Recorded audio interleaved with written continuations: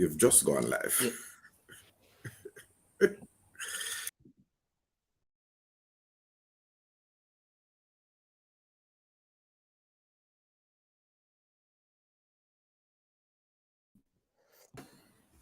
Yes, good morning. Good morning, everyone. Welcome to I'm Sure Sports. I'm here with my co-host, Katarock, second day running. I'm not so sure we should make this a habit, Katarock. What do Absolutely you not. I am not one of the fellas. think? But I was gonna put on a shirt, and when I looked at it, it was red. I had a red shirt, and I had to take it off quickly because I don't want to be mistaken for supporting Trinidad or supporting the United States men's national team, and I'm not a part of Sam's army. The roster, the Gold Cup roster for the U.S. men's national team was just dropped, and when I saw it, I wouldn't want to be a member of Sam's army. You- you- And it'd be interesting um, to hear your views on that team that was released, the squad for the well, Gold Cup. before we go to that, on the issue of what color shirt you should be wearing, right? We're gonna have to do something and make sure that you have the right color shirt, um, and one that says Adidas on it, so that So, there will be no confusion. so I grew up. I learned my football support. Good morning, Fresh God. You know what? Whenever I'm in the chat previously, Mhm. don't talk to me nice, Fresh God. Cause when I'm just like a guest, Fresh God come, yo, Cataract go talk too long. Watch and see if Cataract don't make a long point. All of a sudden now I'm the host. And it's good morning, Mr. Cataract. Good morning, King Cataract. But that's Hi, Sir good. That's Cataract. good. Just keep your ear to yourself, No, Fresh God. your status have been elevated. You're now hosting. Um, I am sure sports. So your status has been elevated from just Cataract, the oligarch, or Always the oligarch. always. So But they now so see you. First God now see you as the host of I I am am sure sure sports. sports. Yeah, Well, but we're gonna take care. so We're we gonna have the take care power of to take away his wrench. That's why he's being nice to us, Andre. You as well. Oh, what Andre got said something about Trinidad. He's always in the chat, always in the chat on the keyboard. You know what I mean? Yeah, Yes, thanks to the nearly 6,000 subscribers. We really appreciate you taking the time to subscribe. Remember to like this video as you come in. Wipe your foot on the mat. Press the doorbell. Just hit the like button. Have some manners, and then come and jump right into a riveting 2 to 3 hours. But Cataract is long-winded. Andre is long-winded. We could be here all day. uh, Sherman Scott. Andrew is not long-winded. We'll be here for about a couple hours today. Look, to the people in the comment section, you've grown accustomed to management, which is good. Management is off serving On his country. official duties. He's serving his country at the moment, so a little bit of adaptation as everybody try to support him and make sure that he can maintain his channel and serve his country at the same time. I don't think he should have to give one up for the next. So we'd see. Cataract, you Yes, mentioned sir. the US men's national team roster. Um, it seems to be a very young team. We have seen rosters in the past, like the one in the World Cup, that was quite different, with players that play in Europe and you know at at top clubs. What are your thoughts on this particular roster? Looking at it Oh, through the lens of a supporter of the national team, and how do you think Coach Halgrimson would look at this? well, unfortunately, I didn't see this roster before I attended the press conference earlier today by the Jamaican head coach. I would have certainly wanted to get his views on what seems to be a U.S. men's national second string team. And while when we have more guests, I would we will. refrain from characterizing the team because if we do that and the team walk away with the gold medal Look, again, that'd be an error. So the US has produced teams that's been competitive, look, and I think at least in CONCACAF all the time, the World Cup showing was very good as well. And there are 6 players in this team, in this current team, as the research indicates that a CONCACAF Gold Cup gold medal holder. So let's discuss the team, but don't put them in a bracket. do I look scared? No. We don't expect it to be. Look here. Let's just get the facts on the table. Them man there, so I B man them, the C team them. Them man there, so, right? And when I'm in Soldier Field, I'm going to be shouting C team, right? I'm going to violate you, dog. So, but we're going to objectively assess the team. You know what I mean? Kevin Williams, big up yourself, right? Spence, you know what I mean? Man are slowly checking. Yeah. So you are correct. It does contain and the team is headed by Matt Turner of Arsenal's goalkeeper, and Club America attacker Alejandro Zendejas.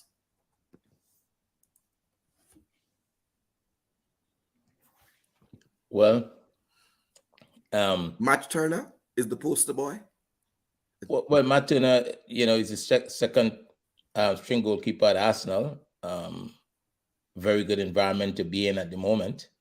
To be to be at Arsenal, it means you have something to offer. So I don't think that I don't think the US will be concerned about him in goal at all, because he's up against Mikel Antonio, who we know was only able to Knows score him very well. 5 times in the English Premier League. So if I'm Matt Turner, I'm not necessarily worried. Coming up against Mikel Antonio, I'm not sure. Andre, I allowed you the latitude. I allowed you the latitude yesterday to go ahead, and I let it slide yesterday. I'm not going to let it slide today. And I have to insist that you put some respect on the Don's name. No, there is respect. You hold your horses. You hold your horses, right? This is Mikel Antonio, who has scored 6 goals and 2 assists in 9 Conference League appearances in Europe. I'm not familiar with the Conference in League. Europe. Hold on, but I'm not familiar, and I don't know if anybody in the comment section may be like me. Could you explain the Conference League? It's the one with the big trophy that has the UEFA head giving it out. Where does it fall in regards to Champions League, Europa League? Where does it fall in that? Is it above Champions League? It falls higher than the Ascension League. The Ascension was a tournament, and that's gone now. So, but go ahead with your statistics.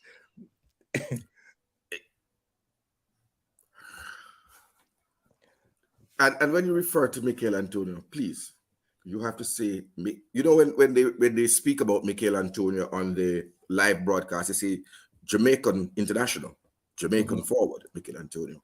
So when you refer to the God, please say Mikel Antonio, champion boy, because he is a champion boy. Stood for over 90 minutes holding up on his own up front in a 2-1 victory. You know what I mean? So please, don't just Mikel Antonio 5 goals in the Premier League. As I said to you, the context is that he was not starting. He only started 55% of the games this season because David Moyes had some fascination with a tall Italian striker named Samaka. And then he came to his senses in the latter part of the season and realized the quality that he had in Jamaican international forward, Michail Antonio. And Michail Antonio took up a lot of the workload towards the business end of the season. First, moving West Ham away from the relegation zone, right, and progressing them in Europe. Somebody says it's a bush league. So if the Conference League is a bush league,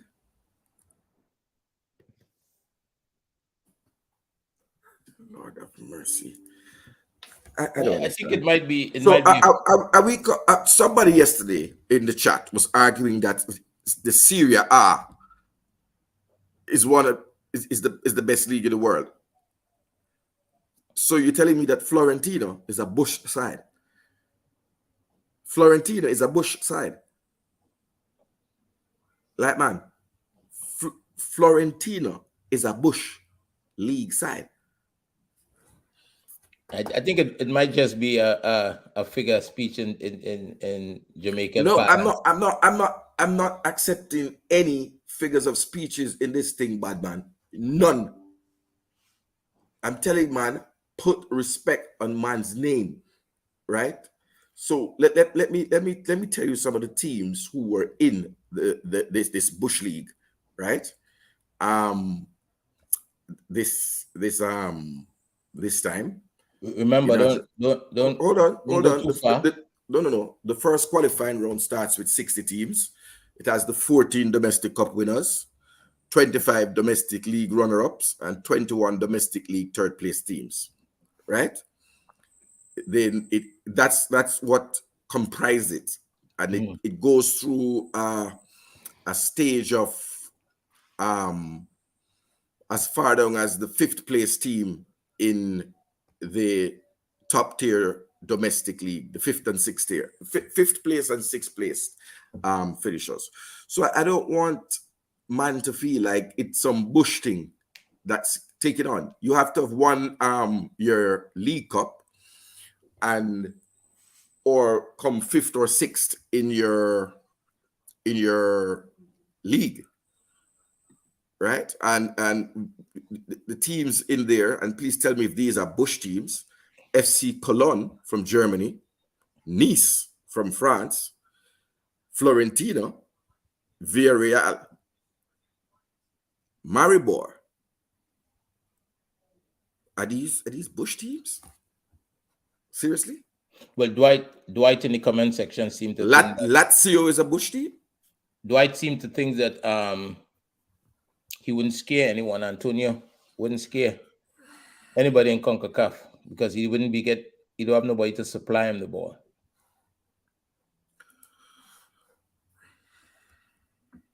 But we're gonna leave that one there for now. Let's return to the US roster as we were discussing. Let me say something. Dwight Spence. Proceed with caution. This is I Am Sure Sports, but neither Andre or myself are men of the cloth. We don't baptize. We don't officiate at funerals and weddings. You will get lit up if you continue that way. You understand? I will light you up. I am not in this thing with a week to go before our first match with no man where on a weak heart because I put a fire bump on a weak heart. So man, stop yam breadfruit and strong up yourself. Michail Antonio is the most fearsome striker in CONCACAF, bar none. And I defy anybody to challenge me on that. Michail Antonio is the most feared, the most elite striker operating in CONCACAF in 2023, bar none. Challenge that. Over to you, my. Well, I'll make a note of that, and we'd address that at the end of July and see if you were correct. I have a list of things here that you have said. Yes, sir. That we may have to return to. Are you clipping me? Because you know they have people that are fascinated with Katarock that just well, clip well, my well, sayings. well, six of them concerns Trinidad. The seventh one is this one that they just make. Look, on the US roster, they have 7 players on the roster that was on the World Cup squad last year. Many In on the Sean bench. Johnson and Many on Matt the bench. Turner. Beg your pardon? Many of the 7 were on the bench. Yes. So when Yes. you say it, please put it into context before you give people like Dwight ammunition. Right, but they had exposure, and that certainly would have contributed to the development as players. Being at the World Cup, being at the environment. Remember, it's just a small group of players get to attend that event, and that type of exposure does play a role in one's development as players. So, and in that squad, there's 6 players that is returning from the team that won the Gold Cup last time around. So, I think the team would have some experience, albeit being a young team and probably maybe not the strongest roster that they would put out. And there's a few players, maybe 7, 8, or 9 players, as much as 9 players that is would be receiving the first cap if they are to take the field for the United States in this tournament. Most of those players, there's a few of them that is would be cap tied. They have dual citizenship from other countries, so it's an interesting squad, and I think Coach Algomson should feel good considering what he has to choose from coming up against a team like this. I would argue that Coach Eve should also be encouraged coming up, knowing that this is not the best players that's available to the United States. I think it's still a very good squad, but they have better players. I don't know if you have the graphic that you can put it up, but I'll just go through the squad for those in the comment section before I deal with man and man. The goalkeepers that they have named: Sean Johnson of Toronto FC. He has 12 caps to his name. Gaga Salina of Chelsea. He has 1 cap. Matt Turner of Arsenal, the poster boy, who has 26 international caps. In the defense line, they've named 8 defenders. Dijon Jones of the New England Revolution, 2 caps. Aaron Long of LAFC, 32 caps with 3 goals to his name.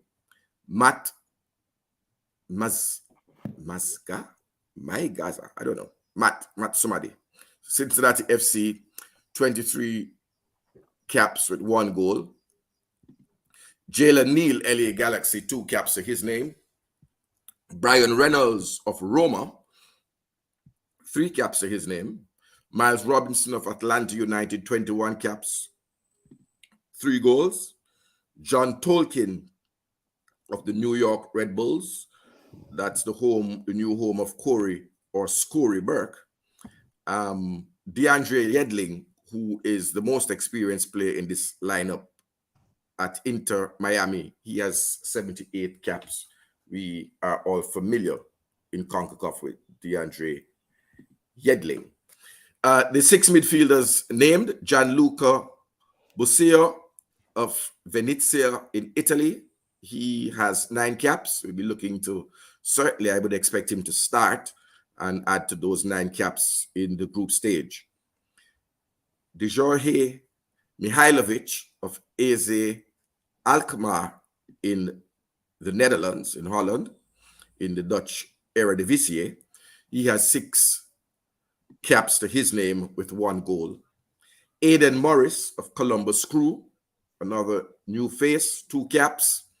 Christian Roldan, Seattle Sounders, 32 caps with 3 goals to his name in the midfield. Another of the, probably about the 3rd most experienced player here. James Sands, New York City FC, 8 caps. Alan Sonora, FC Juarez in the Mexican Liga MX, two caps to his name. He has yet to find the back of the net for the United States. And up front, the attackers are Cade Colwell, San Jose Earthquakes, 3 caps. Jesus Ferreira, FC Dallas, 18 caps with 8 goals. He should be one to look out for. Julian Gressel, Vancouver Whitecaps in Canada, in the MLS, 2 caps. Jordan Morris, Seattle Sounders, the second most experienced player in this lineup, in this squad rather, 52 caps with 11 goals. Brandon Vasquez, FC Cincinnati, 1 goal in his 3 caps. And the squad is rounded out by Alex Zendejas of Club America in Liga MX, 1 goal in his first 3 caps. So a relatively new squad. A lot of the players, many of those 2-capped players, they have come in recent friendly matches.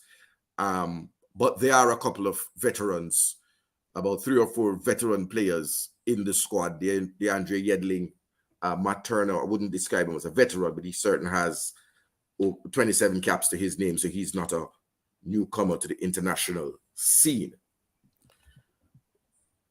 So in the chat, what do man and man make of this? Go ahead. One of the things for sure is that whoever the US put on the pitch, whatever squad they bring together, however long they've been together in the CONCACAF region, they're not going to be short of effort.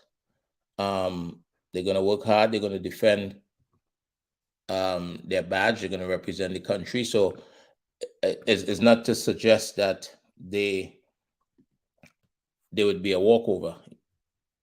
But it's we know that they could produce a stronger squad. I think they also put out a squad for the Nations League that would what might be considered the A players. So while it's a squad that the other teams in the group should take notice of, I don't think you don't want to suggest that it would be a walkover. It would be far from that.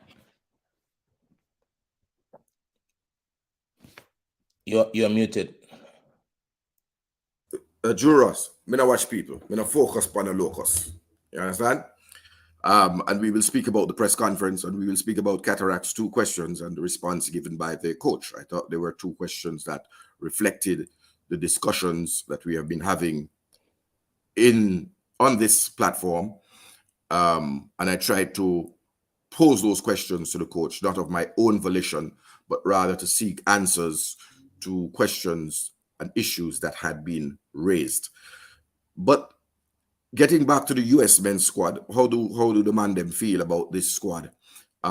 Is this a type of squad that's going to endear Sam's army to turn out in legions? Do we expect to see a full soldier field come the 24th of June? Or do we expect a poorer turnout because this is a weakened squad? And I'd like you to reflect on some of the bigger names who are missing from this squad. There's no Christian Pulisic of Chelsea. He's walking around looking for a team. For whoever may buy him, I heard Newcastle might be interested in Christian Pulisic.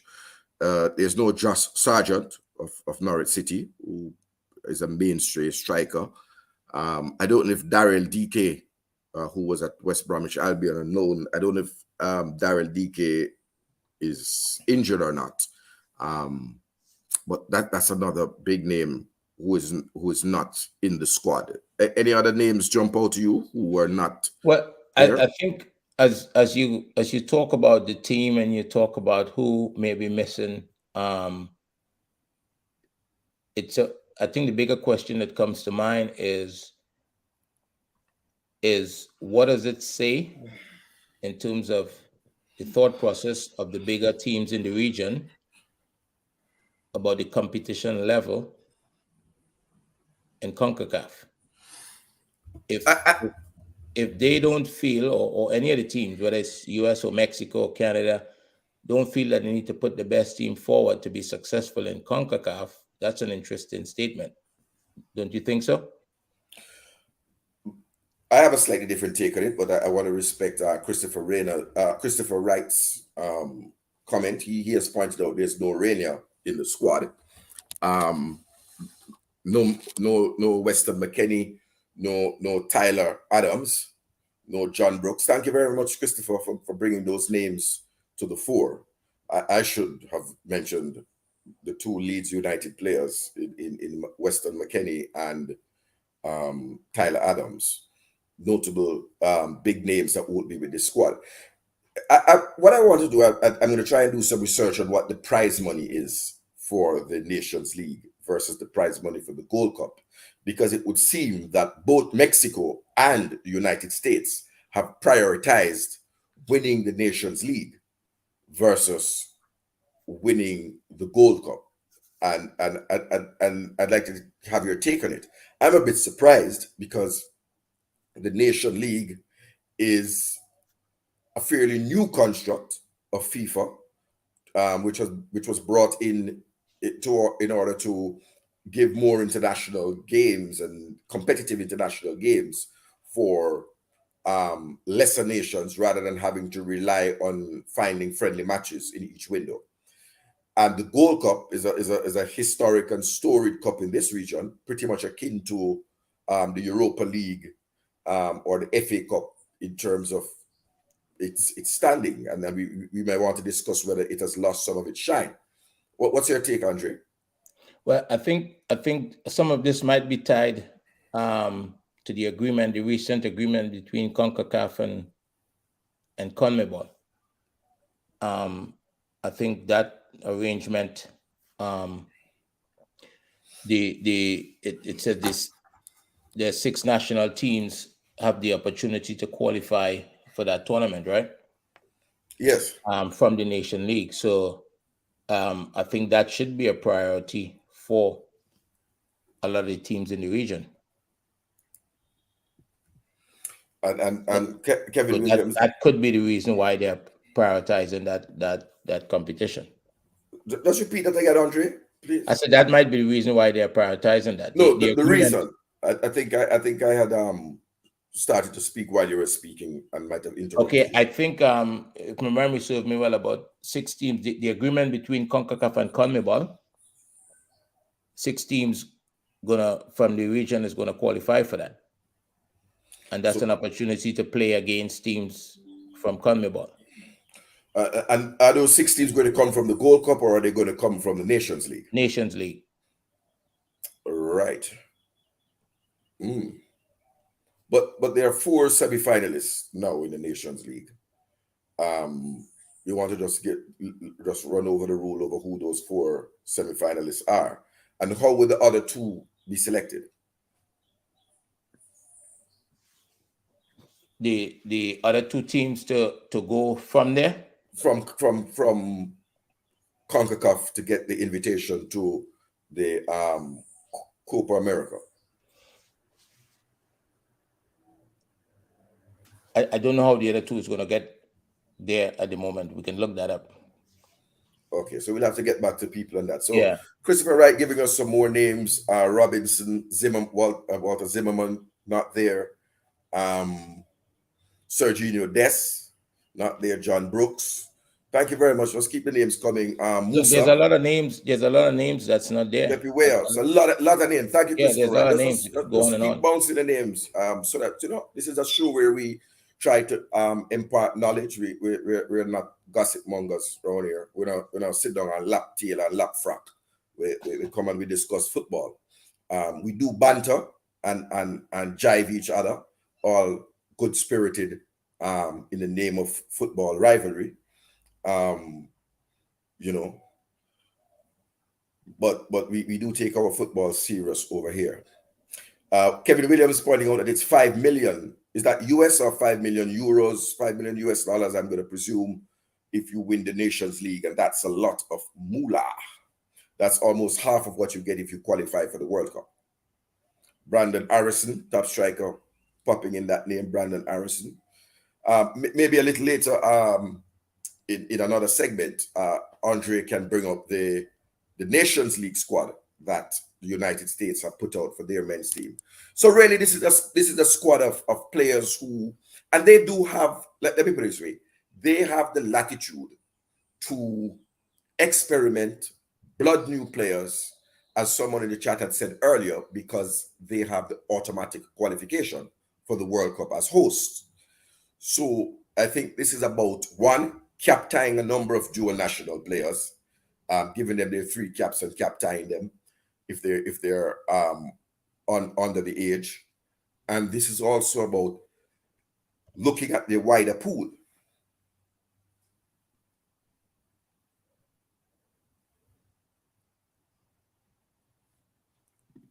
All right, Hernandez says starting at the next Nations League. 5 million US dollars. Oh, the million for the Gold Cup. So it's 5-1. Thank you, Kevin Williams. Big up the man them in the chat. Them man them over here, so and a gossip man. The man them have them facts. And I'm sure we will fact check you, Kevin, because I know that the coffers of the GFF would be jingling with 5 million US dollars when we lift the Gold Cup. It will be much needed revenue. Some of which we hope will be poured back into development. Is that shared among players and staff? Yes, I'm not sure, and that's a question we'll ask the General Secretary next time, and certainly ask Mr. Preston to clarify what are the arrangements, or what is the contractual arrangements regarding the distribution of the prize money. I know part of it goes to the GFF, part of it goes as a reward to the players. I don't know if that's automatic, as in with the Women's World Cup. I know the FA, which is the GFF in this case, got a lump sum of money, but there was also funds that were specifically earmarked, I think $30,000 US per member of the women's team that would take part in the World Cup. $10,000 US match fee appearance for the first 3 group stage games.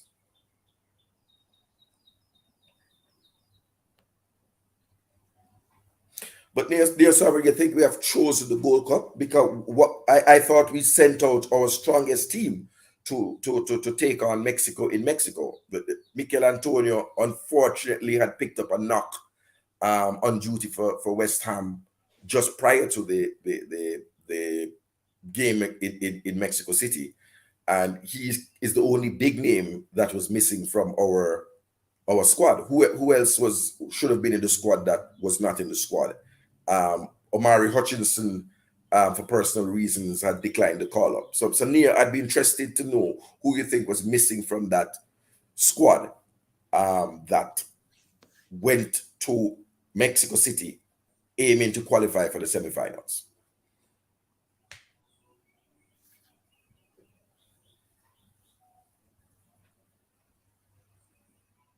Go ahead, Andre.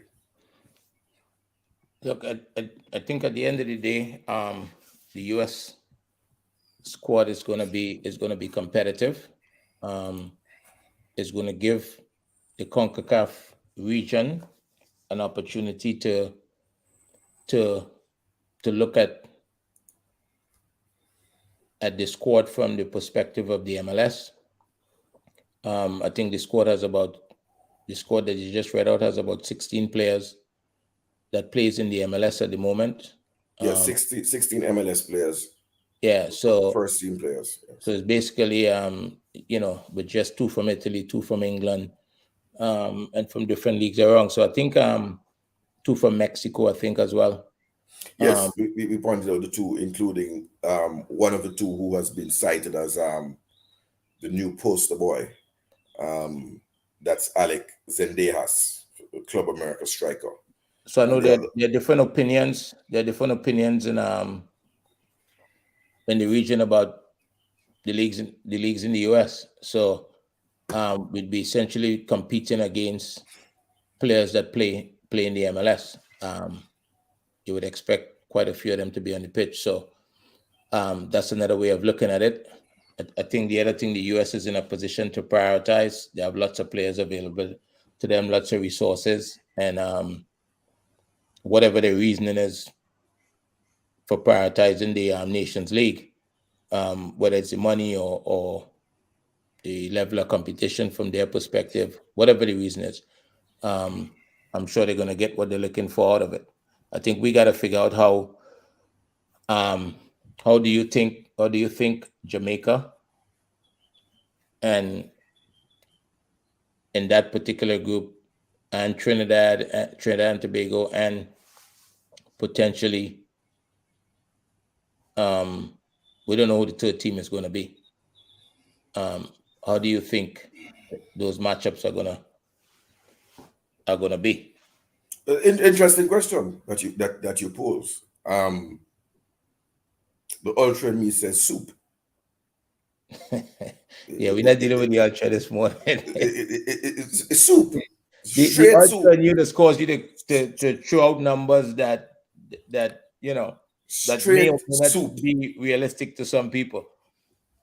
Well, no, soup, man, straight soup. We need to be drinking. This is not even an entree. Yeah. It's the best opportunity that Jamaica will have to beat the United States on its home soil. Let's put that out there. And also that an opportunity for Trinidad and Tobago as well. It's the best opportunity that we will get. I don't think there'll be another time when the United States will put out as weak a squad as this in a World Cup qualifier or a Nations League or a Gold Cup. So if we don't seize the moment, then egg on our face, you know. I want to just respond quickly and keep the man them here. Marlon Nelson, you pointed out Andre Blake, but I said before, Antonio was picked up an injury, a small injury, and West Ham used that as the basis not to release him. I can't recall the reason for Andre Blake not answering the call up, if he was injured or not. But normally the captain normally turns up when called. So, but you're correct. Those would have been the two big names missing from our squad. But we know the reason why. So it wasn't by choice that the JFF and Halgrimson and the association didn't call those players up. We know the rationale.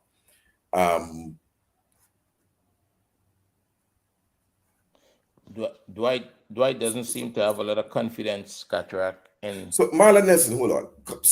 Kevin Williams told us it's 5 million for Nation League. yeah, that's two different sets of And it's information. two different sets of information. So we are going to have to fact check and we are going to call out somebody. Because you can't have 5 million and have me salivating. Because me, I want to look for tear off a thing for the 5 for the ultras and you know what I mean. Blake was injured. Dwight Spence, that's your first rational intervention for the day. Please keep it that way. Bless up Owen, Lulu, the rest of the double name man them. You know what I mean? I don't trust them. But you were saying, so I would think that this moved from what would have been a fairly competitive group to being one of the easier groups to get out of and into the knockout phase. Speaking from a Jamaican perspective, the teams are certainly ranked a lot lower than Jamaica. And if the form book is anything to go by, in competitive matches, I know you're going to talk about the two friendly internationals that were recently held here with your little 1-0 something that you go on with, you know, while you enjoy your Coach Angostura. Halgrimson mentioned it this morning.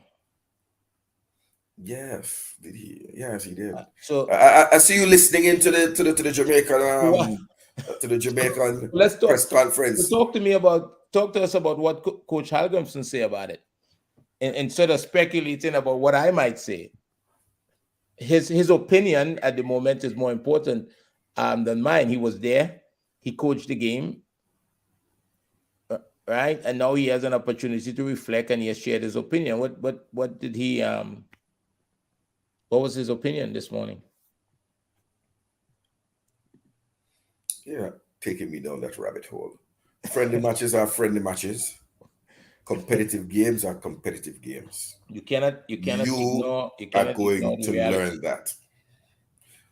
And Didn't he, no coach goes into any game without first acknowledging that the opponents have a chance to win the game. No coach goes into any game saying, um, I'm going to brush aside easily and qualify. They don't do that. That's coaching 101. uh, That's for fans. And I'm telling you, Don, that you're going to get worked over, brother. If all our players are fit and remain injury free, we come out of these two friendly matches um, without major injuries. If the players who are being worked on by the medical teams, Coach Halgrams, who spoke to Bobby Reed about Bobby Reed, spoke about Leon Bailey and wanting them to remain with their team doctors who have better medical facilities, and Michael Antonio being given a rest, then we're just gonna work you over.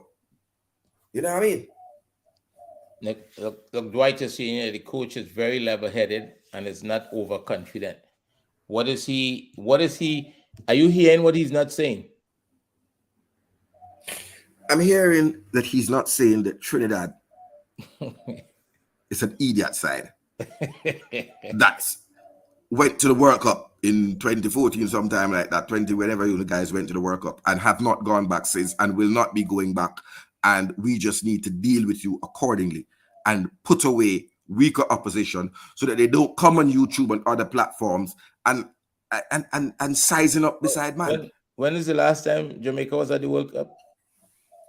1998. So I think it's Oh, 2006 oh, more recent. yeah, man. Okay, okay. Thank you, Kevin. He has corrected himself. He said it's the CONCACAF Champions League. That's the club. Yeah, yeah. So, I was just so looking how at does the that. club competition get more money than the Gold Cup? Aren't they? Wouldn't the television rights and the broadcast rights for the Gold Cup bring in more revenue? I Well, really have to research that. yeah. We're not sure that they get more money. And that 5 million, I think that starts in 2024. Okay, That's that next year. that's what Mr. Speed has his eye on.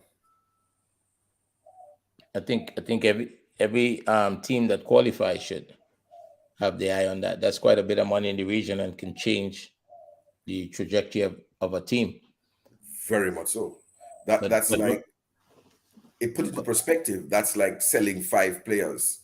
Um, the average price you get for a player, or the highest price that you get for a player transferring out of Jamaica directly into an overseas league. I don't think clubs get $1 million US.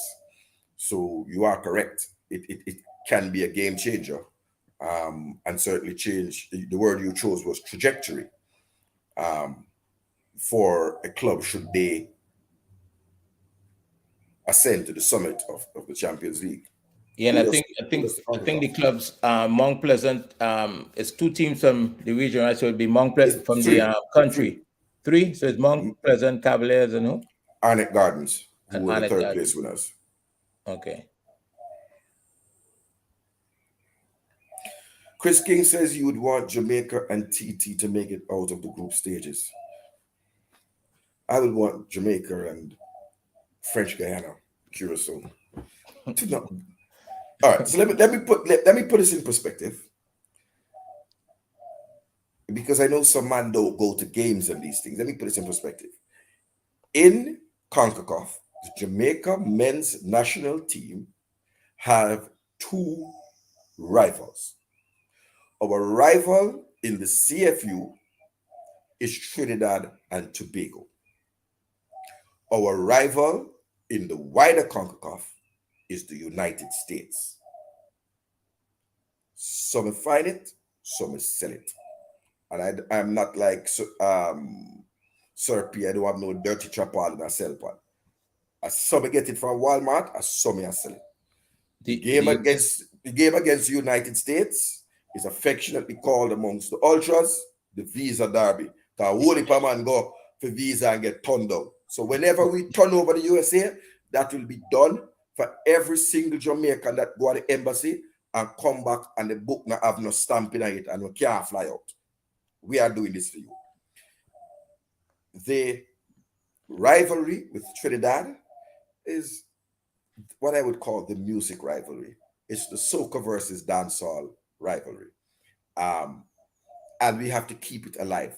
And we keep it alive by not wishing well for our friends from the Southern Caribbean, as in wanting them to come out of the group.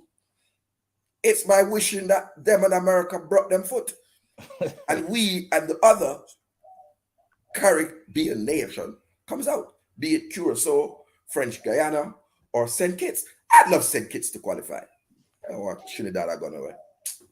well, there are some things. There are some things that you can't avoid. I can't see Trinidad is a serious contender to qualify out of that group. Dwight, we were saying that the money comes in 2024. That's why we were looking at who qualifies for 2024's Champions League. So sorry Yeah, if that was not that's clear. in 2024. It's 2024. So the teams taking part in the 2023 Champions Cup would not get that those funds. Just to clarify, Dwight Spence. So Oran Hernandez says we are to look out for Real Gil and Levy Garcia. Skills, speed, and raw talent. Give us your take, and then we can go in and chop up the press conference and what it says. Both the Jamaican one, and I understand that Trinidad may have held a press conference with its two fans. Dwight Spence. Thank you for just being Dwight Spence with a moment of insanity as usual. How does Haiti become the best? Tell me on what matrix you determine that Haiti, the Haitian men's national team, is the best Caribbean team right now. Just type in the comment section. In the meantime, Andre, you're muted. I think Dwight should be allowed to an opportunity to expand on that outside of the comment section. The comment section limits. That's a big statement, and the comment section probably limits his ability to do that. Are you able to handle the call-ins? There's no number. You can't call the usual number. We can send him the link. But we can certainly send you a link if you would like Dwight Spence to come in here so that I can rip you to shreds. No, you have to be nice. You have to be nice to the guest. I'm not nice. I am not ordained. No, I would really like to hear Dwight take on this. You know, I have to agree with you, because maybe I am impugning motive to Dwight's many negative comments regarding the Reggae Boys. The real Grinch that stole Christmas. That's Dwight. You know what I mean? Right. Dwight is the Grinch that stole Christmas. If Jamaica wins the Gold Cup, I guarantee you that Dwight is going to come here and tell us that the cup is not gold. No, I don't think so. I don't know if he's suggesting that the Haitians are the best team because they want visas bad. I'm not so sure, because a lot of the Haitian players is playing outside of the country. I'd really like. But the football is not taking place in Haiti, though. Say it again.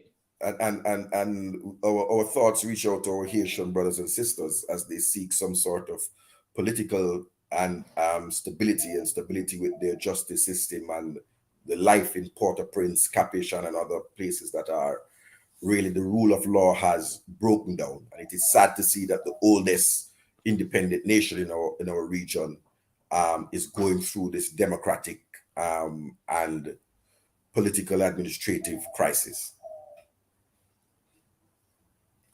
So Dwight is saying he's keeping the expectations for the Reggae Boys low. I don't think that's possible at this point. The Reggae Boys is expected to return to the final of the CONCACAF Gold Cup and win it. Is that correct, Katarock? It's the first correct statement you have said from morning. Right, that's the expectation. Say it again. Say it again. I don't know if you have people that clip you in Trinidad and post you on Instagram, but just say it again so that you can get clipped. Well, the expectation from the Jamaican fan base is that Jamaica will return to the finals of the Gold Cup, CONCACAF Gold Cup, and win it. That's the expectation. So Dwight attempt to keep the expectation low, I think is a futile effort, because that's gone. That race has already been run. You agree with that, right, Katarock? Dwight. No, I don't agree with anything you say. I don't agree with anything that Dwight Spence says. None. Nothing. I don't agree with nothing that Dwight Spence says. Nada to such. Nada to such. Man, understand me? Don't agree with it. But we respect freedom of speech over here. You know what I mean? We take care of our friendly neighborhood madmen. You know? Big up Balakar. Dwight disagrees. So a roster was put out today. Is that correct? By Jamaica for the game tomorrow. We're pivoting for the two games for the over two there in Austria. 11 a.m. Jamaica time for tomorrow's game against Qatar, and 7:30 a.m. I think on the 19th. What the next game against Jordan? The date slips me for that, but that will be 7:30 a.m. At which time a couple of additional players are expected to join up. I think Demarai Gray, they are hoping will have all his papers in order. So here are the things that concern me about the press conference and the squad, and I'm giving you some time to bring up the squad. The game is on the 19th, okay? The game is on the 19th, right? The game is on the 19th, so I'm not, losing my marbles against Jordan, and I guess that will be the final dress rehearsal, even though we won't have all our players together. So here's the thing. Today's press conference, I think Coach Hallgrimson laid out the squad for these two friendly matches. He also indicated that it's not ideal preparation not having all of the squad together, but he was forthright and transparent in going through each of the players that were not included in the squad and the reason why. Now, oh God, I'm actually going to have to say this madness that I'm going to have to agree with Dwight Spence. That would have been the most concerning news item coming out of the press conference, that Demarai Gray's documentation is not 100% sorted. Unfortunately, and if it was Earl Bailey, man and them would have bad them up. Simon Preston was a good gatekeeper. But Simon, you don't know nothing about being a bouncer. The next press conference, if we don't see Demarai Gray in our squad, we are going to be asking part C and part D and part E and part F about what is happening with this player. Because we were told from 2022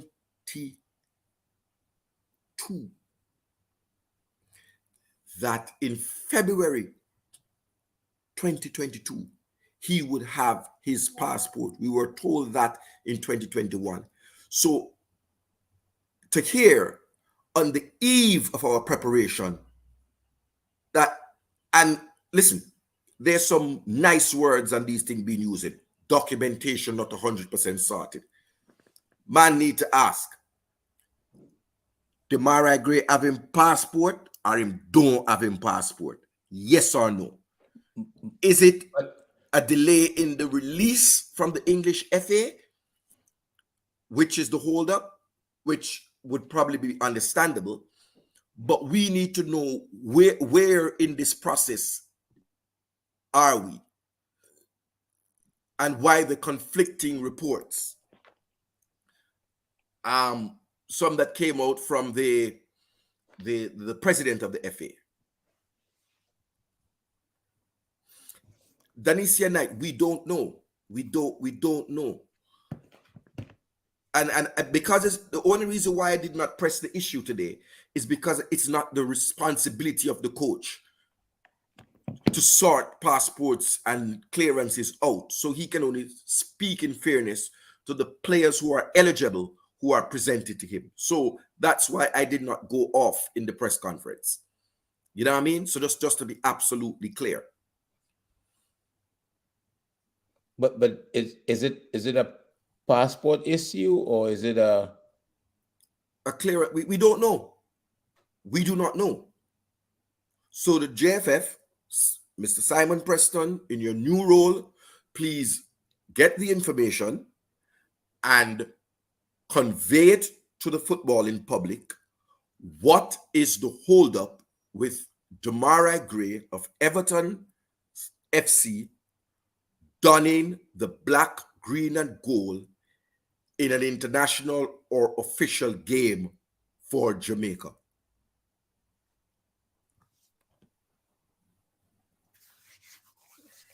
Big deal, and I really don't know how long clearance take. I recall with Marcus Gale, if I recall correctly, Marcus Gale said his clearance took almost about a year to come into being, but that was back in the 90s. So Omar Fowlin, I hear you. I don't want to speculate. I have not seen Demarai Gray come on Instagram and show all up in passport. And until he does that, me not believe it. I would like for the Jamaica Football Federation, through its official spokesperson at this time, to communicate to the football in public in a clear and transparent manner what is the holdup with Demarai Gray's documentation. Just come clean. Well, as somebody suggested just now, I think understanding the problem, knowing the problem, and who is responsible for resolving it would be important, right? Absolutely. As opposed to blaming one party or the next without the information. But if he doesn't get cleared, I wouldn't lose any sleep over that. Oh no, you wouldn't lose any sleep because you would be up partying. Yeah, no, I wouldn't party either. You would be you'd be saying, I don't go to no small fete. I go with big flag and big rag with the hand, yes, singing your little bungee garland. You all could probably find another British player that could get clearance easier. You have a long list of players that is eligible to play for Jamaica, don't you? Yes, and the coach did speak to the fact that he is getting a number of positive inquiries and positive responses from top players at top level clubs expressing a desire to play for Jamaica. Well, but that's the future. That's the future. You would have the same Jamaica would be in the same situation as America pretty soon, if not already. You'd be able to feel a different team for Nations League as opposed to Gold Cup and competitions like that. A deep pool is always a good thing because there's always injuries. There's always suspensions. Clubs not wanting to release players for one reason or another. Players going to the finals of the Conference League and winning the Conference League and needing an extra week or two. Sorry, Andre, you wouldn't know anything about those things because your players don't win nothing. Right. But it happens to big teams like Jamaica where our players win trophies or win promotion. Okay, congratulations again to Amari Bell of Luton Town. And they have to play an extra 2 games and extend their season by another week or 2. You know what I mean? Yeah. The Oh, thank you, Christopher Wright, for pointing that out. We do have a fairly strong potential team for the CAC games. you should, I mean, for all these competitions, all these age groups, you should have a strong team. I think you what do you think? The question I want to ask you, when the national team is being discussed and we're talking about deep player pool and that kind of stuff, what percentage of the pool do you think consists of players that that plays in the JPL is in that pool? There are players in the JPL, and if we have to play a friendly match against lesser quality opposition in red, white, and black, we can call up our JPL squad as we did the last time. You know. Good afternoon, Madam Joan Spence. Wonderful to have you and the ladies here, Denicia Wright and the other women there. I don't see sure improvement from Manning's man. Now also show me, I see sure improvement. So on a walk on. Could you put up the Jamaica squad, please, Andre, for me? The Jamaican squad, yeah, just give me a minute, I'll get that up. At the meantime, I think I want you to correct something that you just said earlier about our players not accustomed winning anything. I'm not so sure you're correct about that. You might want to have a look at that again. Maybe retract that statement and apologize. Of course, they win something. They win the Essential League. We do have It comes on my Sports Max. do you watch the Essential League? Is long gone. That was a COVID time tournament. It was never a league. It was a COVID time tournament. So I watch it in between halftime. So I watch it for 15 minutes or half an hour. No, I'm gonna have to invite you to Trinidad the next time I'm heading there. We will change your. I will have to change your opinion. I accept bookings. Yeah, Katarock has never played in Trinidad and Tobago. Never played there? Nope. Let me see if I can get the squad up for you here. Hold on a minute. Let me see if I can get this squad up. And as you bring up the squad, Dwight Spence has, as in his customary way, put the name Dujon Richards whisper out. And the coach was asked a question, and he made it very clear that in his professional judgment, Dujon Richards is an exciting, talented, confident young prospect. But he went a step further. And I would commend to other Jamaican coaches, even Coach Tapper, when you had your time, brother, if you did do some of these things, the fire would not blaze so hot for you. He was able to go on in football in terms and qualify and quantify what he said. He said he shoots well with both the left and the right foot. He's a good finisher. He plays with confidence. And then he was also truthful that he has to get up to speed with the speed of the game at international level and at elite level. But he also pointed out that he's going to have to get up to that speed if he is going to be successful at his club, his new club, Chelsea.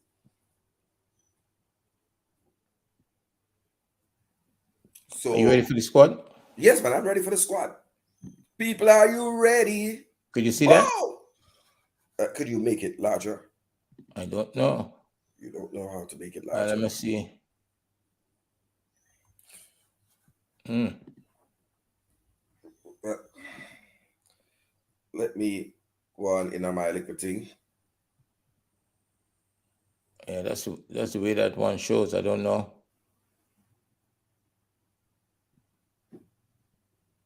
Yeah, that's very hard to see. You can't see any of that at all, right?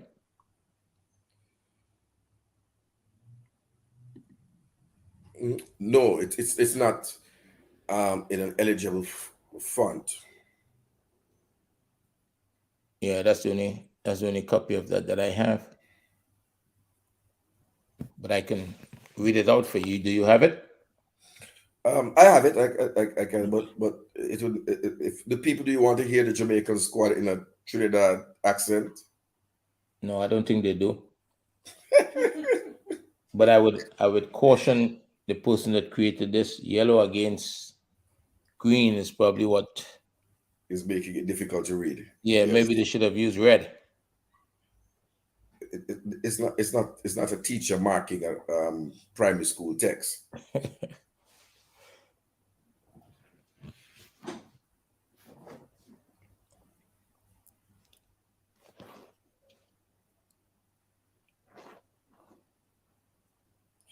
So let me get to where I have this.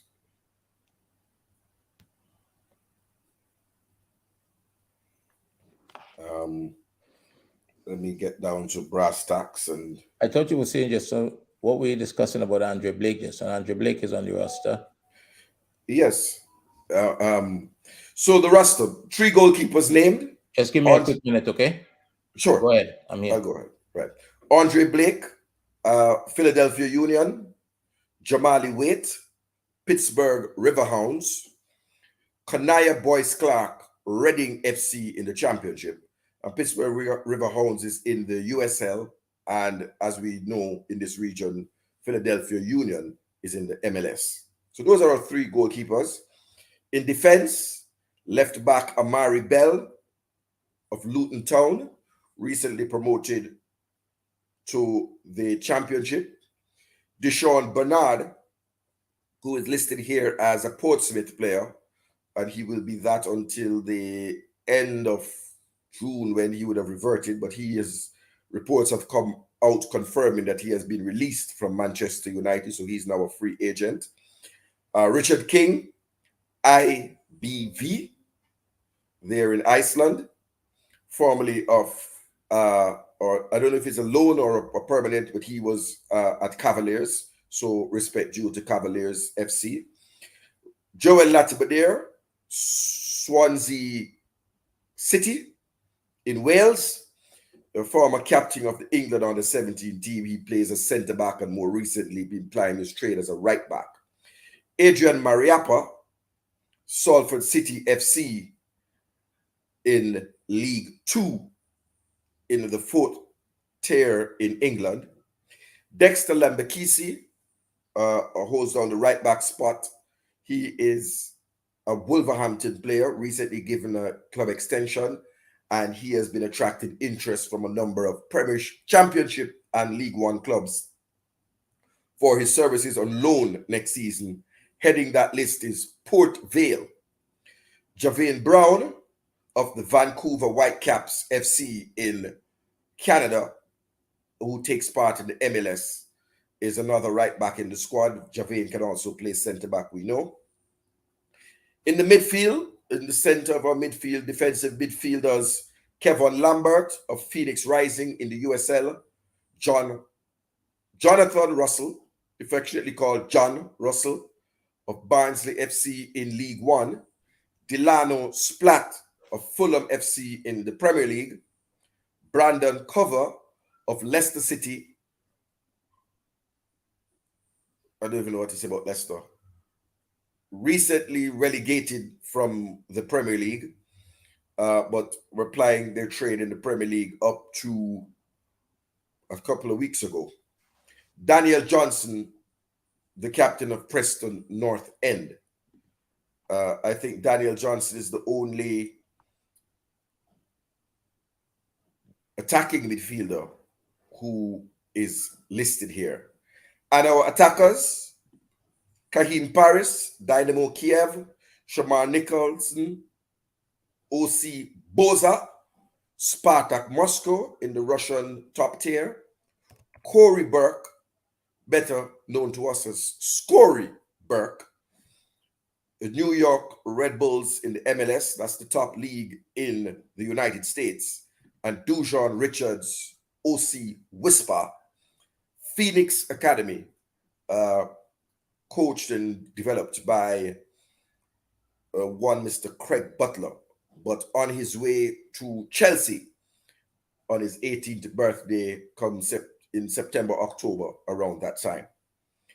So I'll go through the squad quickly again. I'm not seeing the comments, so I'll just go through Andre Blake, Jamali Waite, Kanaya Boyce Clark, Amari Bell, Deshaun Bernard, Richard King, Joel Latibader, Adrian Mariappa, Dexter Lembekisi, Javane Brown. In the midfield, Kevon Lambert, John Russell, Delano Splatt, Brandon Cover, Daniel Johnson. And our attackers for this two-match series in Austria versus Qatar and Jordan, Kahim Paris of Dynamo Kiev, Shamar Boza Nicholson of Spartak Moscow, Corey Burke of New York Red Bulls in the MLS, and Dujon Richards, Phoenix Academy, locally domestic player, here making the squad. Let us back it down. So firstly, any surprises here for you?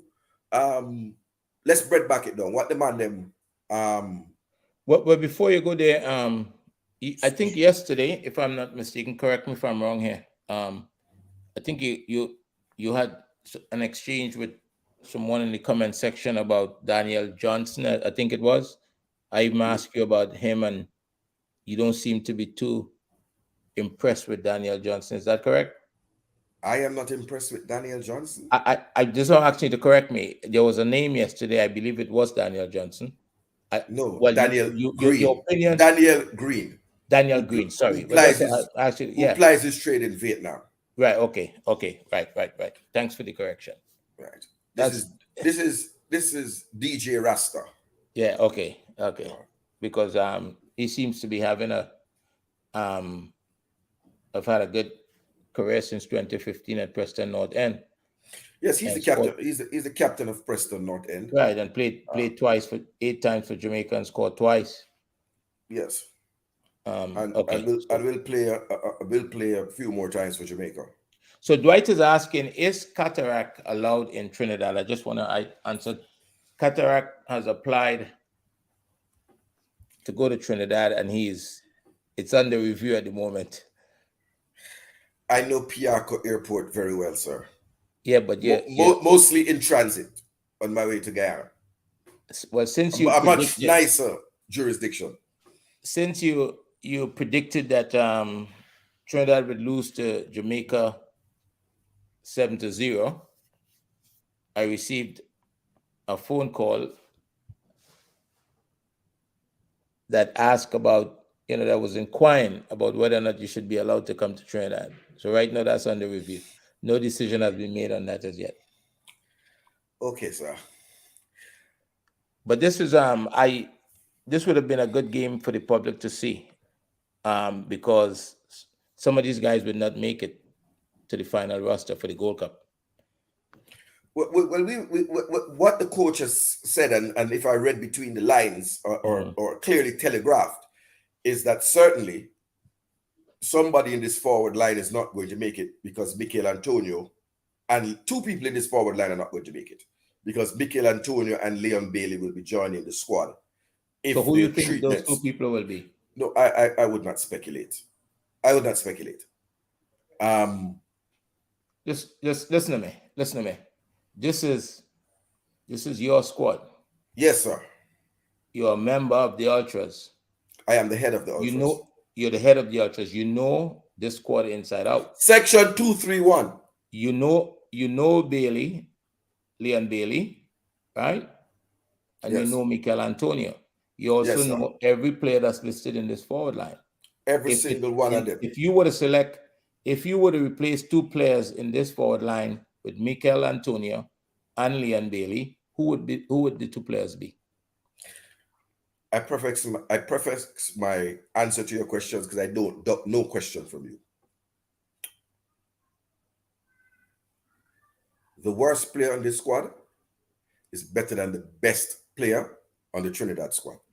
The worst player on this squad is better than the best player on the Trinidad squad. On this particular squad So here? any man on this squad could walk right into the starting 11 of Trinidad and Tobago. Any man on this squad, any player. You might have walk a point, in. but once playing with this squad, they may not be able to get a result against Trinidad and Tobago.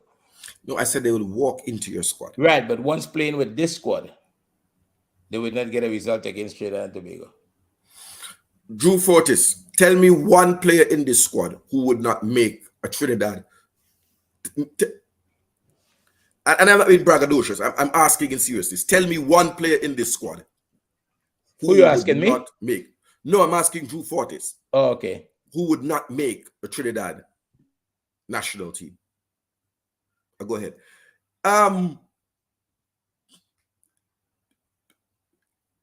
The winger in the squad is Kahim Paris, so he would lose his place to Leon Bailey. And if Demarai Gray comes in, it gives an even bigger question. Do you discard a front line that would have played 2 games together and gel, maybe score some goals against Qatar and Jordan? Because you would have 3 players who would potentially come in. And in my estimation, the only player that would hold their position if Demarai Gray, Leon Bailey, and Mikel Antonio are fit and ready to go and arrive in Chicago, I would believe that only Shamar Nicholson would remain from this attacking lineup. Yes, what I'm saying to you, tell me, I'm not going to call out who I think is the worst player. I'm not going to do that, right? Because respect due to man is man on his channel. You know, I have a custom about the I try to keep it as level as things go, even though some man provoke me. I'm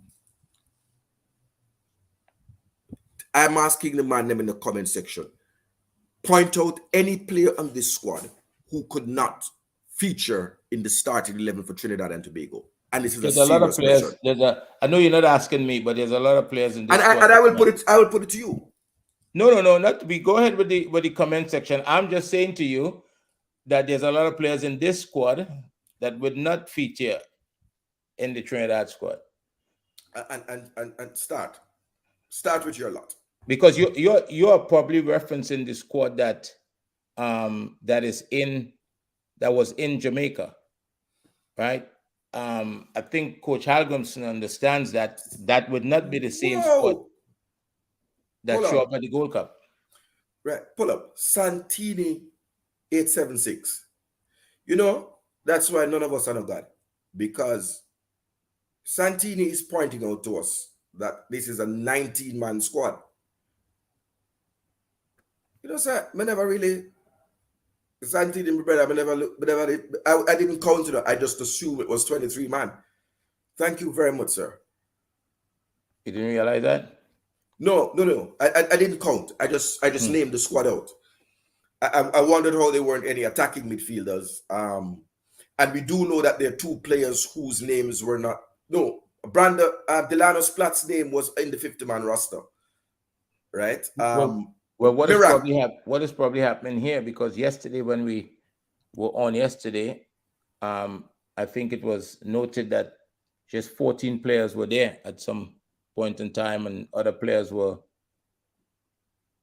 arriving.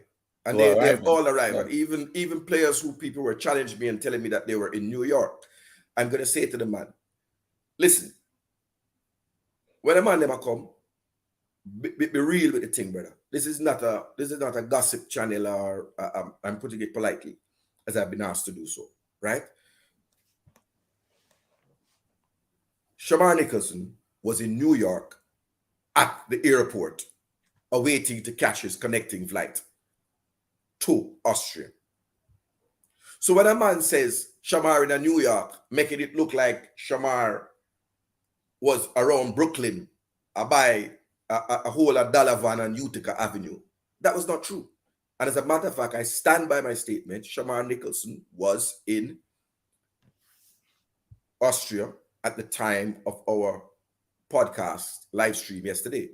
Eddie Vision says, sorry, no Grant. I can actually read, there was no Anthony Grant in the 50-man roster. I'm not sure what the point is. So who do you think? You just called three names in the front line. No, so that, what I'm being told now is that there's room in the house. Like, like the Lord, there is room in my house. So and the coach was clear that cover wouldn't. So I'm saying that the front line would just be added to in terms of Bailey Demarai and Mikel Antonio. So that would be an additional 3. Bobby Reed would come into midfield as another central attacker. So that's 4. That'll give you 23. Omari Hutchinson would come into the midfield. That would give me the 5th player. That's 24. No, man. You're not counting correctly. Remember, there are 2 players in here who were not in the roster. Delano Splatt and Brandon Cover. They are just here. They are going to the CSC games. So they weren't, their names were never submitted. Okay. Right. So that's what I'm saying. We have an additional 6 players. Right. And so you disturbed me. Oh Lord. Okay, go ahead. I would add Mikel Antonio, number 1. First name to be added. Leon Bailey, number 2. Second name to be added. Number 3, Damari Gray. The documentation and clearance comes through. Number 4 to be added, Ethan Pinnock. Number 5 to be added, Bobby de Cordova Reed. Number 6 to be added would be Omari Hutchinson. And Kemar Taxi Lawrence. And that would give us 23.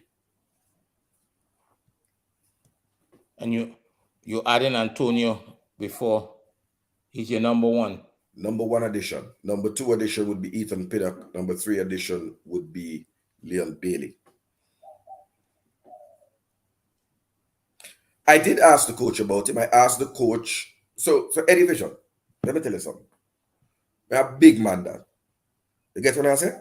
I asked, be truthful to the people. I asked the coach to shed light on the non-inclusion of Andre Gray. So why you didn't put Andre Gray? Why you never asked about Andre Gray?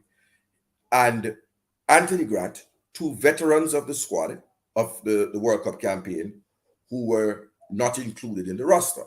And the coach answered in a short, terse way to say that it's based on the fact that those 2 players do not fit the style of football that he's trying to play, or do not fit the system. I'm paraphrasing. And that's the coach's prerogative. Question asked, question answered. Hey, are you suggesting that the coach didn't like the question? No, I don't think the coach didn't like the question. The coach answered the question. He didn't hesitate. And I respect that. And I'm comfortable with the answer that the coach gave. I have my own assessment of it because and of course I'll have to see the system and what they're trying to do to ask and understand. And if you want to labor on Anthony Grant, who is not going to go to the Gold Cup, that I would be looking carefully to see what the CDMs in the team do on the pitch and assess in my own way, in my own eyes, at the 3 games where I will be, where some other man now got it, because some man, when it comes to supporting Jamaica, is a keyboard support. You get me? Look, But Brongil is asking a good question here. Of all the no, no, names, man, and I will get back. I'll get back to that question.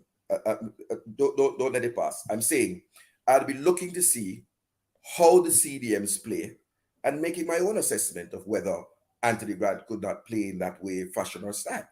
He, yes, one would refer to him as the park the bus kind of CDM, which has been his trade that he has made since age 17. And to see whether the CDMs that are in the squad offer something different. I would have a question, and I reserve the right as a part of as an accredited member of the media, that should things fall apart in the center of the midfield, to ask the coach to revisit if his assessment was correct. There you go. I did not ask about Ravel Morrison, because I was asking about players who were excluded from the 50-man roster. And as far as I know, Ravel was in the roster. I am being but you have not included him in the players that you suggested would join the squad. Oh, absolutely. And I am saying, and I'm being consistent, as I was with my own brother Anthony Grant, if you're not playing first team football for your club, you have no business representing the Jamaica national team at that time. For me, only players who are playing first team football should put on the national kit. Man who are sitting on the bench in a JPL should have Okay, so no. hold on a minute. Hold Hold on a on, hold on, minute. hold on. Let me finish. Man who are sitting on the bench Mhm. in the Jamaica Premier League had and have no business representing the country. It means that they are talented players in the eyes of the coaching fraternity here, that you can't force your way into a starting 11 or even a match day squad. Because let's take John Russell. John Russell is not a starter. I think John Russell might have started 2% of the games for Barnsley, but at least he does play. Go ahead. So I want to give you the opportunity to clarify, because sometimes we every situation is different, right? So Ravel Morrison is about 30 years old, I think. So he's an older player, and applying what you just said to that is that's a no-brainer. It's obvious. But you just read out a roster that has at least a player on it that is not playing first team football at the moment. But I Who guess is that? Who is that? the age would make a difference. But that's So let me answer the question about Dujon Richards. Let me answer the question. no, I'm not suggesting that he No, should no, not be there. That's not what I'm saying. no, but you can't suggest. No, right. Go ahead, my friend. Go ahead. You don't know nothing about Jay and nephew White Rum or KFC in Jamaica, so you can't make no suggestion. All right, go ahead. This is not a doubles and shark and bake argument. We will get to the Trinidad press It's a conference, football argument that I could represent myself on which properly. you cannot, on which you can have no opinion on who is going to be the Jamaican squad, and loading up your net and having your goalkeeper looking like Greg Louganis. Do you know who Greg Louganis is? Yeah, I know Greg look at Oh, this. a champion diver. That's what Yeah. he's going to be. Go ahead. What I suggest is he do some stretches and practice picking up the ball out of the back of his net. That's the exercise your goalkeepers should go through. Now, Ravel Ravel Morrison Morrison. is not with his club. He Right. is not included on the roster of his club. Right. He is not in the match day squad. Dujon Richards, whenever he is playing, whether it be for Kingston College or for the Jamaica national team at Montego Bay, him did in at the starting 11. So when he takes the field, he is in a starting 11. So don't run them joke there with me. And I would say to persons, I don't hold any brief for Craig Butler. I don't hold any brief for Phoenix Academy.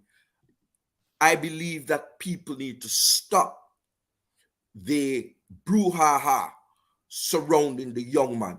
Leg of the man ears, man. Leg of my ears. Leg of the youth make the youth function, man. You call his name. Jason is suggesting there's 4 players in that team that is not playing football, first team football.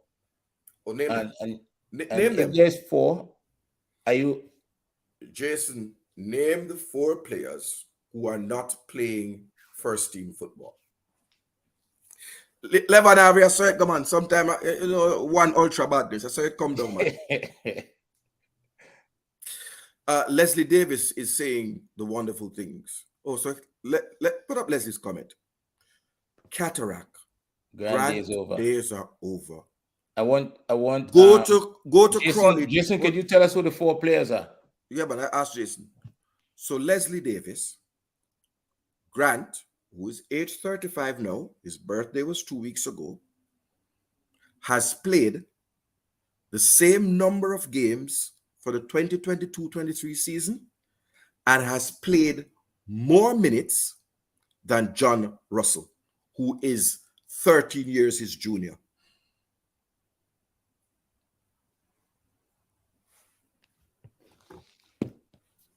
Sometimes we don't have the facts. He has started more games for his club than John Russell has. I have no problem with Jonathan Russell making the team. If that is who the coach believes should make the team, the coach has his prerogative. He has my 100% support, as does Paul Hall, who was the person who dropped Anthony Grant from the squad. And in my estimation, I'm speaking here clearly, a CDM is probably the hardest position to find quality CDMs in the world. And it is my opinion that the move away from Anthony Grant was premature for Jamaica because it took us 13 different players in that role, and we still have not found a fully capable replacement. I look forward to seeing what Jonathan Russell brings to the table for 90 minutes in a game. I've been on record as saying, Andre, based on his cameo appearance against Mexico. So let me tell you. What does a man know what first team means? Delano Splat is an academy player, and he plays in the academy's first team in the Premier League 2. Brandon Cover plays in the Leicester development on the development squad first team. So I think we have a different thing.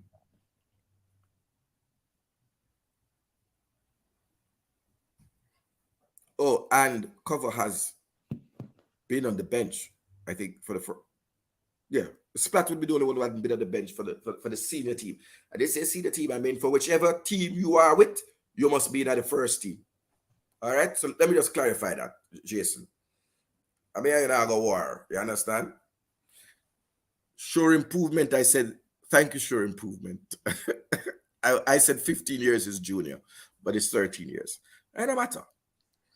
And I am confident that come next season, Anthony Grant will get another contract. As you know, some man were there praying that the ball and getting a contract, and that there will be clubs in League 2, League 1, who are looking to secure their survival or looking to buttress their promotion, and who would want a combative defensive midfielder who can close out games, and I'm sure he will get it.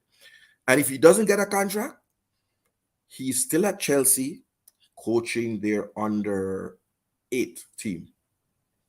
Yep. So all the bad mind people, family good.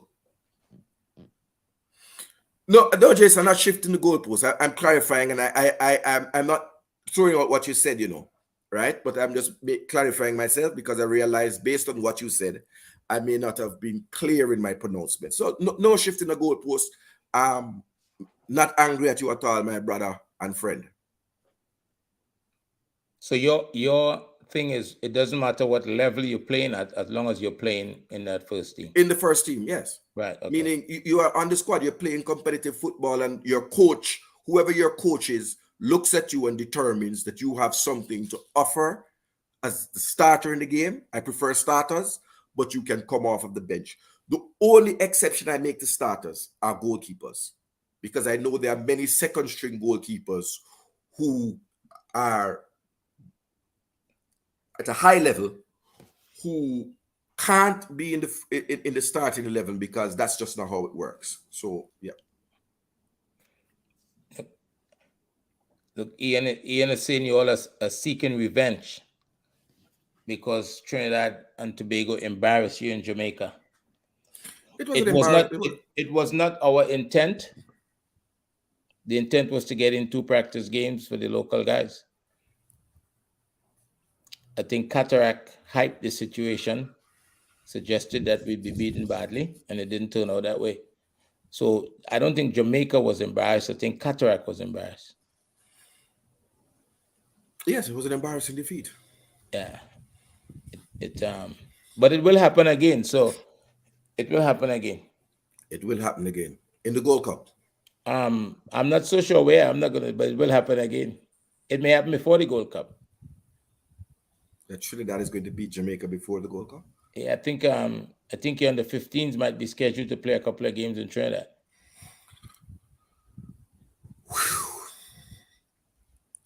You don't count that? Callie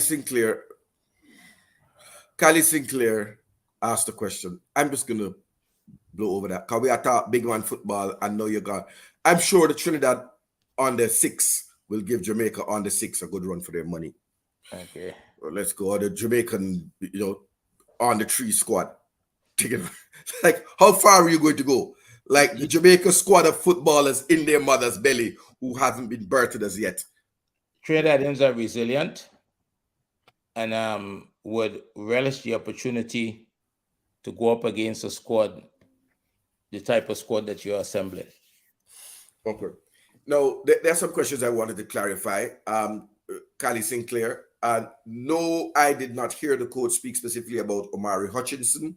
I will re-listen to the broadcast if anyone heard, and I didn't ask. Blake says, "Do you hold Kahim Paris and Bozo to the same?" Before you go to that, there's been some mix.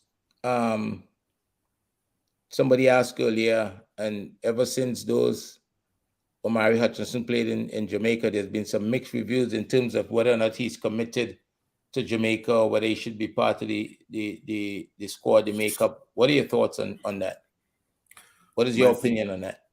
My opinion is that until Omari Hutchinson says in an interview or the coach and management of the JFF report that the player has told them that he is not interested in pursuing an international career with Jamaica and is seeking to switch his allegiance back to England. I'm not speculating. I am not Omari Hutchinson's brethren. I don't know, is there a man that can show me a screenshot where he said something? Do not speculate. I would go as far as this. The same man them that are bring this kind of negative energy is the same man them who were saying that Kanaya Boyce Clark don't want to represent Jamaica and is dodging a senior team call-up.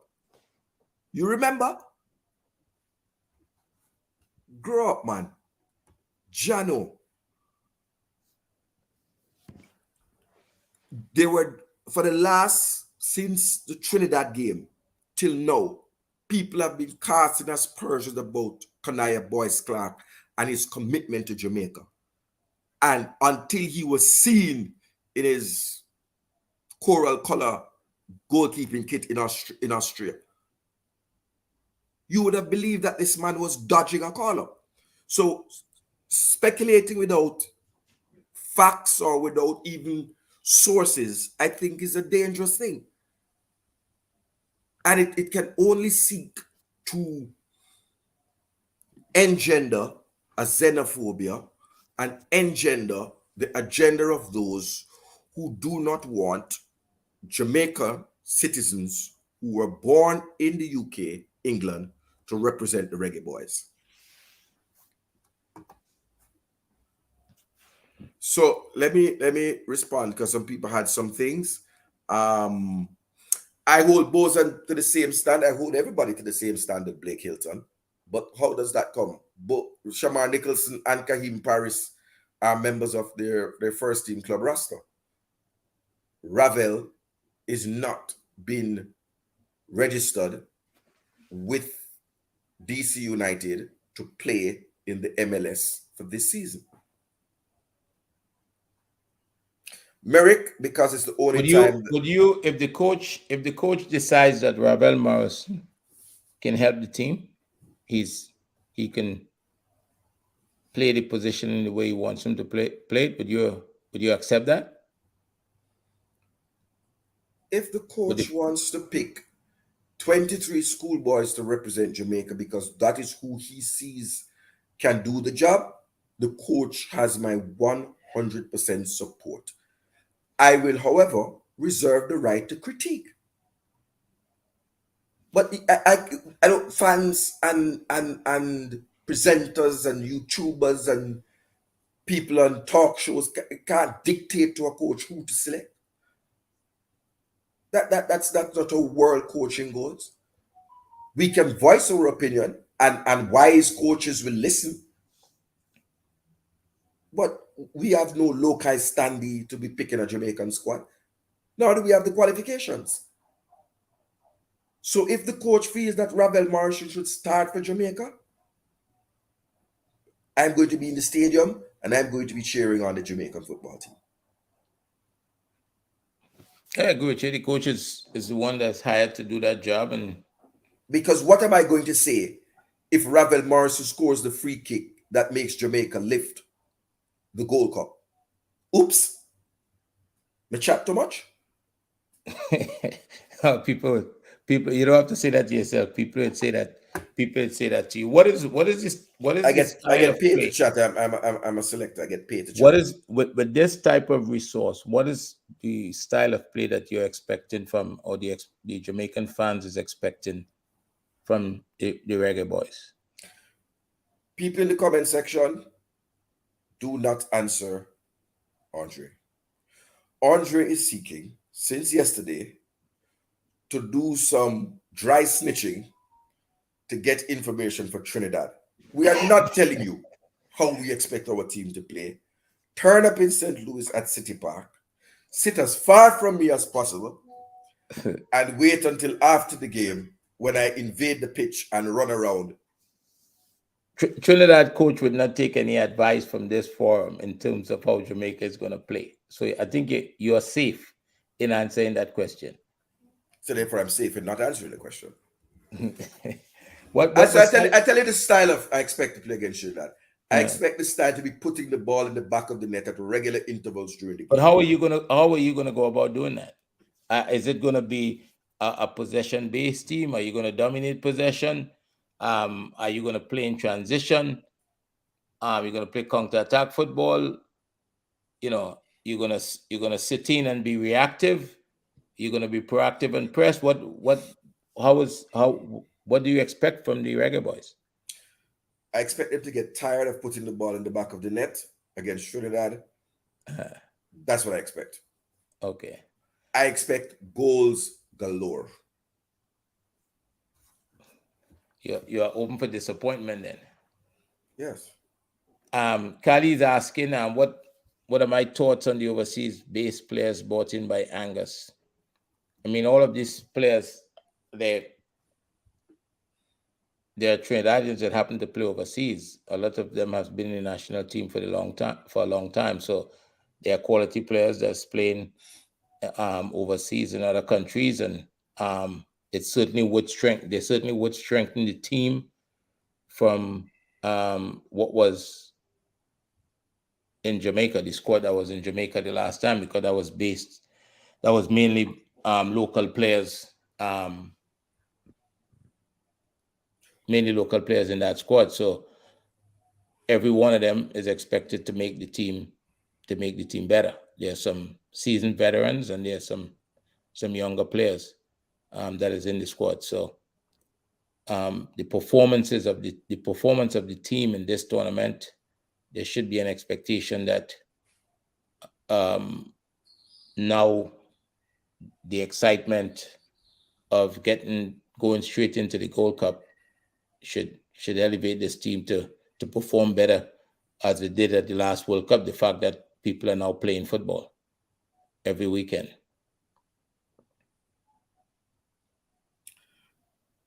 Travis think that we will be buried. That's why I love Katarock. That's why I love Jamaicans. Don't let your wife hear that. Eh? Don't let your wife hear you. No, it's not that kind of love. It's it's a brotherly love. It's a brotherly love. So, Look, at the end of the day, as we said yesterday, the game must be played inside of the white lines. That's the moment that the metal hit the road, so to speak, and we're gonna figure out after 90 minutes, 95, 96 minutes, who was better on that day, I just have a slight correction to what you say. The game is not played on paper. right? The game is, but I will correct you. The game will be played in the Trinidad third. In the Trinidad third, that's okay. Jose Mourinho won a Champions League with Inter Milan, and most of the game was played in his third of the field too. I put it You to you you that know you know I, at this I, level, three I put points it is to what you. matters, right? I put it to you that Angus Eve is no Jose Mourinho. Ask Mexico. Ask Mexico. As Jamaica in the stadium, but there are no points. I Ask Mexico in the Gold Cup last year. dear 2 years Lord, ago. just help me to make it to the 28th. In one piece. Wayne Squire, I agree with your comment. I think Grant is the best CDM that we have. But if the coach desires to move on, it doesn't diminish my support for the squad nor for the coach. I do think that if and when that time comes and the coach did not use age, the coach simply said that Andre Gray and Anthony Grant do not suit the style of play that he wants to execute.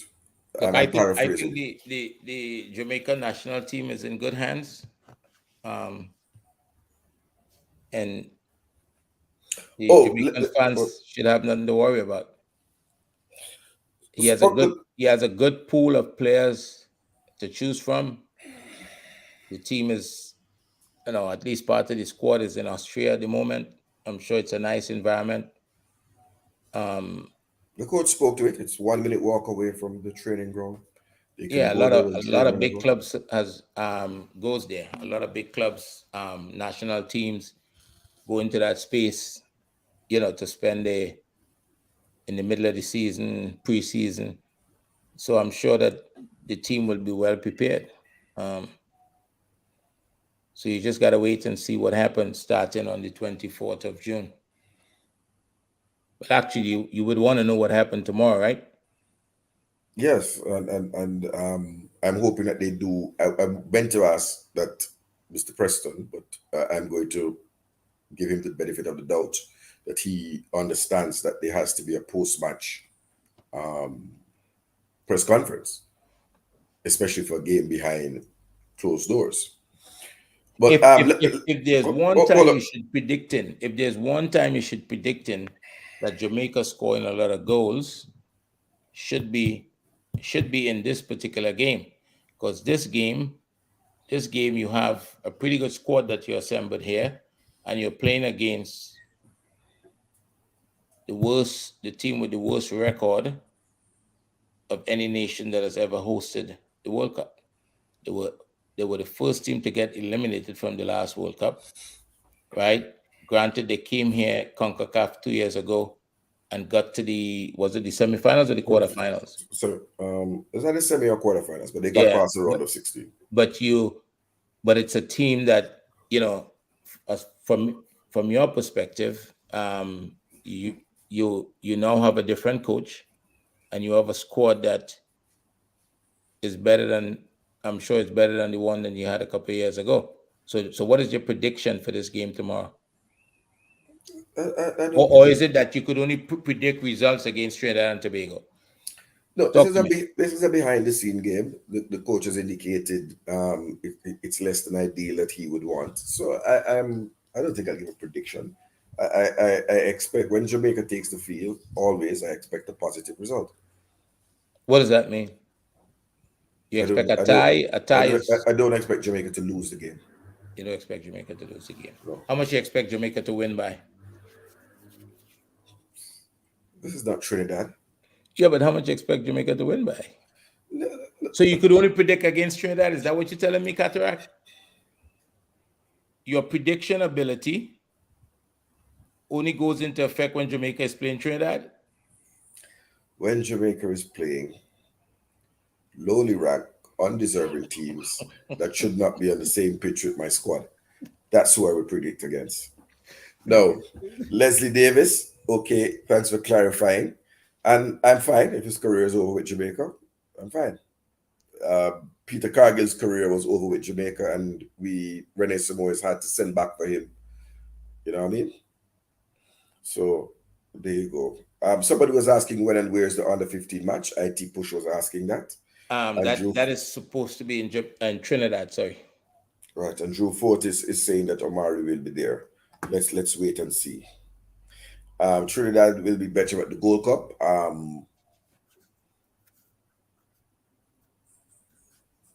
TNT win 26 versus Jamaica 25. Okay. I think Thank, that might be thank a you for your record. team. They The probably overall record. overall record, yeah. Mhm. So is one that could improve for somebody after After the after 28th. the month of June. Well, after the 28th. Because Yeah, it's yeah, not like you're yeah. gonna After the qualify out the 28th. group and we're gonna see you again somewhere down the road. You will be out of the competition. How many teams qualify from the group? Two. Two teams qualify from. USA and Jamaica.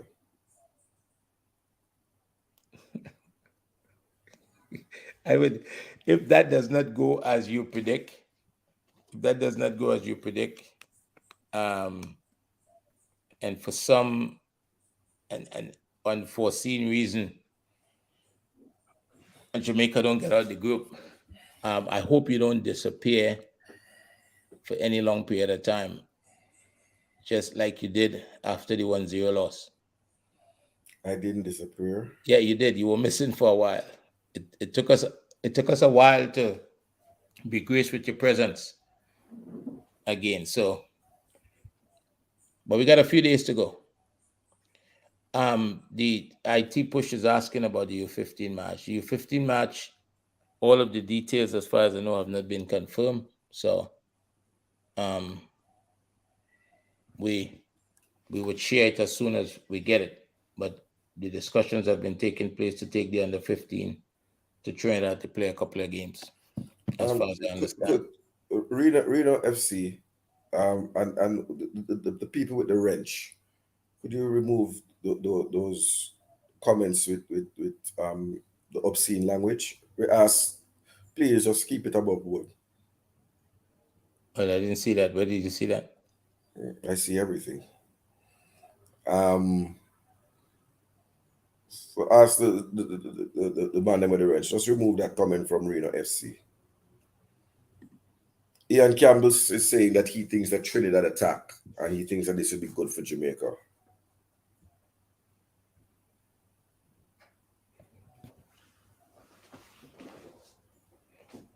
Well, considering the players that I think Kevin Molino is healthy again, who's attack minded.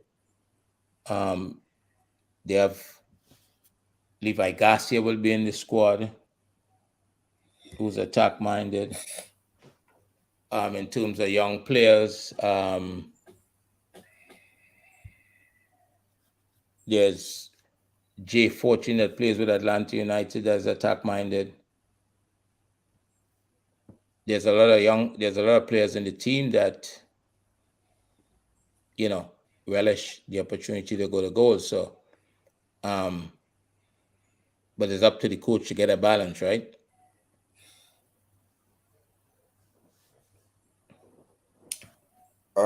Dwight Spence is asking a question about the ultras. So I can guarantee you, Dwight, that you have never stood amongst Team Katarock ultras at half line in the bleachers at the stadium. But big man no blow fifi, brother. We are big man, we no blow fifi. We cheer and support our team right up until the final whistle. And we remain Reggae Boy supporters for life, win, lose, or draw. Yes. I think Dwight is playing with you, Katarock. No, and I'm not playing with no man. I'm answering. Right? So I think Ian Campbell as they says say in not England, Dwight is having a laugh. Well, Dwight is having a laugh. Them say all Guyanese have a saying that says all skin teeth and a laugh. And I am not laughing with Trinidad. I am not doing it. The players who watch this podcast, I am urging you to step in there. Just Richard. I think what could you tell us about your press conference? Unfortunately, I don't think the Trinidad players have begun to think about the group already, is worried about the group. I think they would like the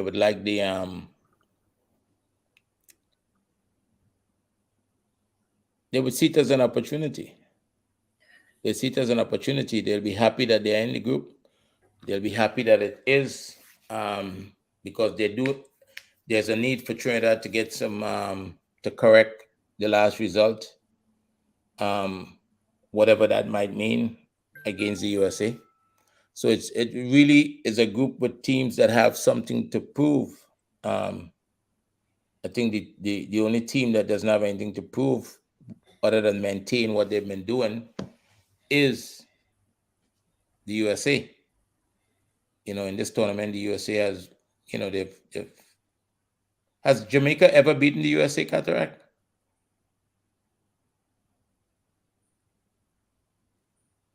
I know we had a couple of draws. Let me pop my mind back to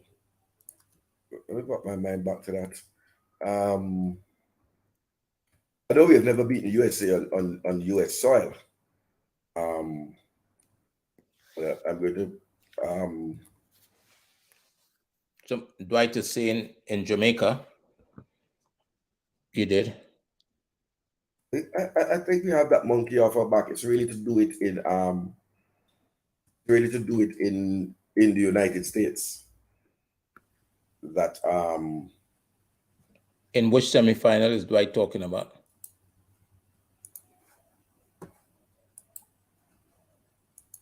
In Atlanta in the Gold Cup.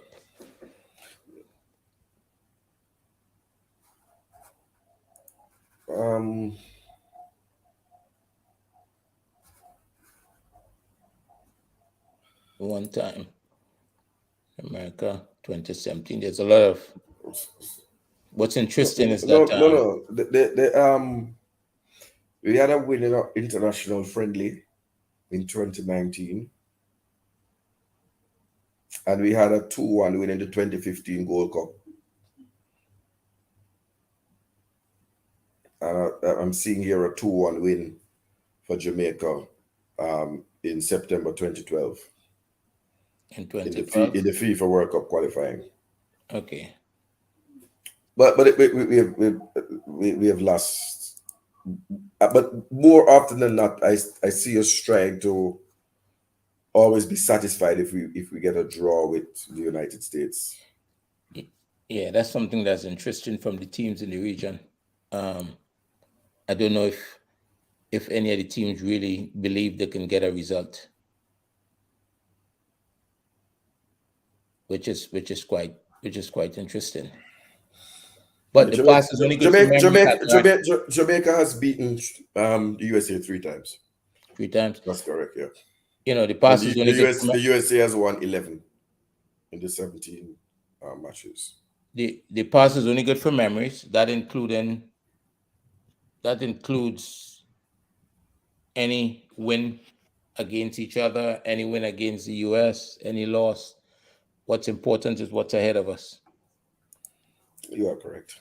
and it's already scheduled. It's already scheduled. So you all have a big game tomorrow, against Right. Qatar. And the game won't be seeing the game is behind closed doors.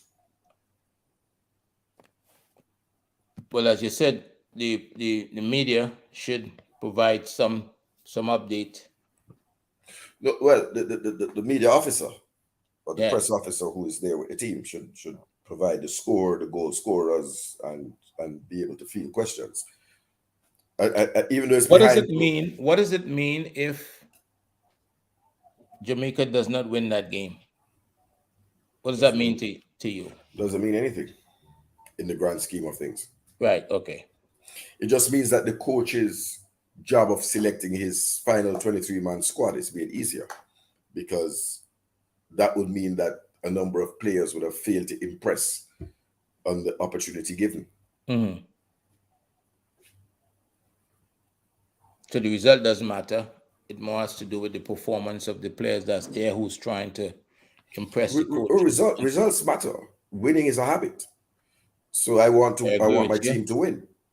Right. I wouldn't want to go into the Gold Cup on the back of 2 losses, but if your coach is taking a time to experiment and try things and get fine tune his tactics, then you can't hold him to the same account as when there's a competitive match.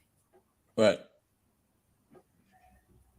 No, But I wasn't able to ask any questions on that, B. Douglas. What I can say on the CSC squad is that Coach John Wall indicated that Brandon Cover would be was a part of the CSC squad.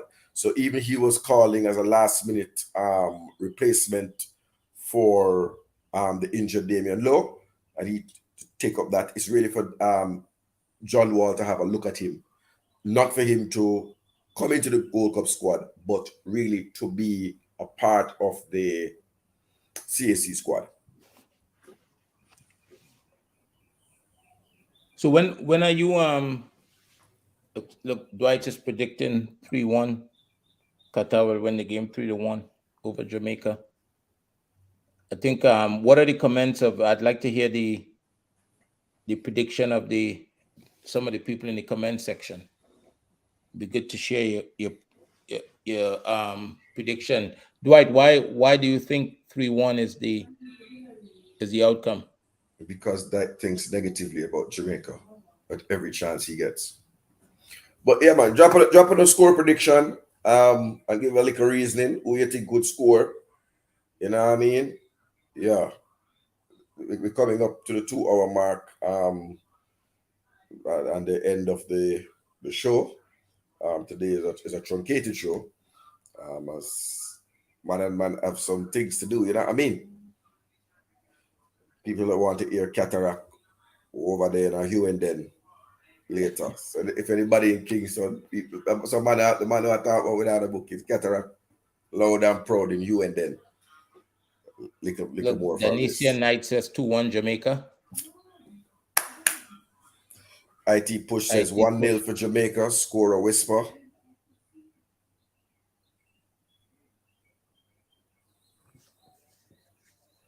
AM Henry, the JFF has to qualify the issue with Damari Gray. B Douglas says Jamaica 2-1, 2-1 whisper and Shamar to to score. score. Interesting. It's funny that people never ever predict that one of our defenders will score. Yeah, because that's not their job, right? Their job is not to score goals. It's a sub goals from scoring. 1-1. Going to be iron sharpening iron for the upcoming Gold Cup. 95 gaming, thank you. Dwight is saying Whisper will score a goal. Pristine just Three. say 3 Three. without any direction. Maybe Pristine is related to Elliot Lewis, who says 7. Uh, that's probably 3-0 Jamaica win. Dwight, do you know Dwight Katarak? No, and Dwight could come nowhere near the Ultras. Believe you me. Dwight said, Whisper score a goal. Blake will score. Blake will I, say I'm that there. surprised. I'm surprised Dwight is not saying that Whisper will score an own goal. I don't. No, Tennessee. We all I- care about results because results have a bearing on your standing in the FIFA rankings. And I would like Jamaica to get into the top 50 clubs in the world so that our players won't have that impediment to playing in the best league in the world in the EPL or applying their trade in the championship. well, look, you're going to a match that will have a result. Why not the result go in your favor? Tom Stranger, 2-1 Jamaica, goal scored by Whisper and Shamar.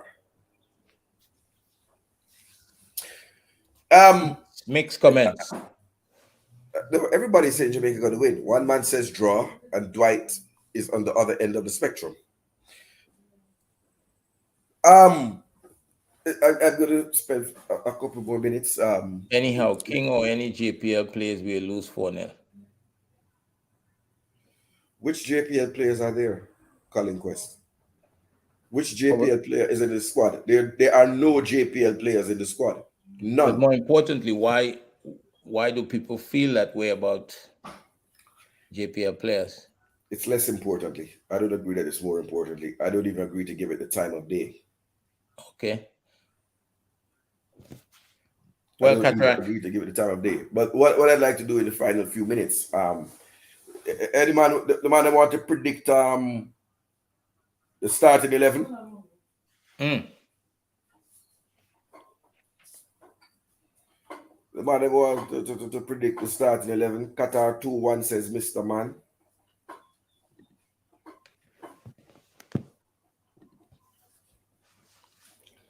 Starting 11. Starting 11. Let me give my who I would like to see as the starting 11. I don't know if you want to just make a note of this as be my assistant coach, Andre. yeah, I will be assistant coach. I have no problem with that. All right. So the starting level I expect to see. The goalkeeper is the hottest topic. The Hmm. goalkeeper is the hottest topic because Jamali Waite was the starting goalkeeper against Mexico, and he gave a good account of himself. But I'm gonna say, put my hat in the ring to say Andre Blake to start. So you want to make a Yeah, note? Andre yeah, I'm Blake right to now. start. Dexter Lembekisi at right back. What formation are you playing? 4-4-2. 4-4-2. That seems to be the Dwight Spence. Everybody is there. Everybody is there. Right. I expect the starting partnership um, at centre back.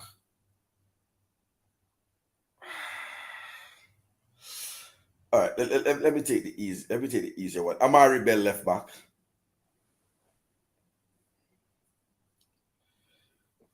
CDM, What? Why you skipping the two centre back?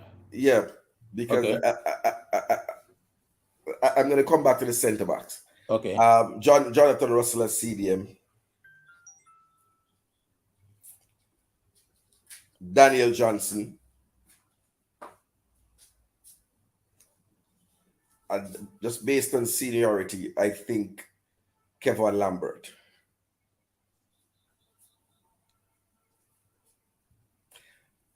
I don't see Jamal Lowe's name is not there. Jamal Lowe is not there, and no one asked about him, and the coach didn't give a reason for his non-inclusion. So the four in the middle would be um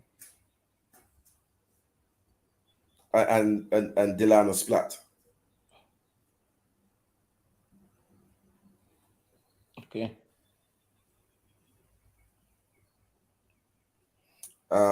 Up front, Mm-hmm. Shamar Nicholson.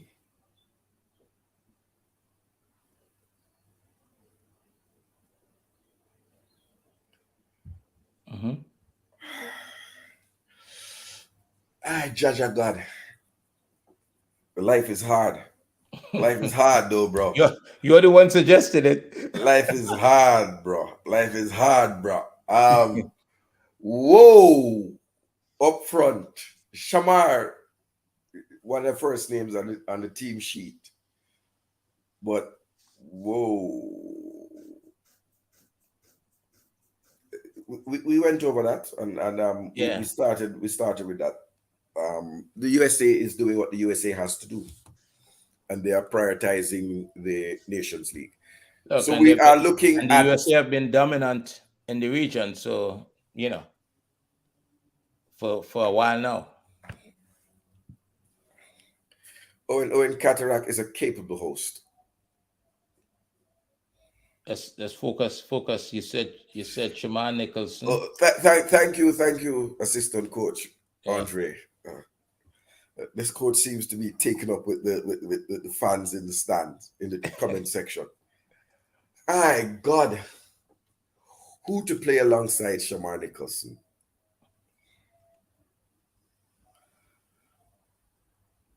I would give Dujon I Richards. know you know. I know you know I in would your give head Dujon Richards a start. I would start Dujon who? Richards. Dujon Richards? Whisper. Okay. I have seen the partnership of Corey Burke and Shamar Nicholson, and it had not worked in the last World Cup. That twin tower thing, it didn't work. So I personally wouldn't start, but I'd not be surprised if the coach does it. You know what I mean? How does what This about the centre backs? the centre back pairing, I expect to start for Deshaun Bernard and Adrian Mariappa. And Adrian Mariappa. Yep.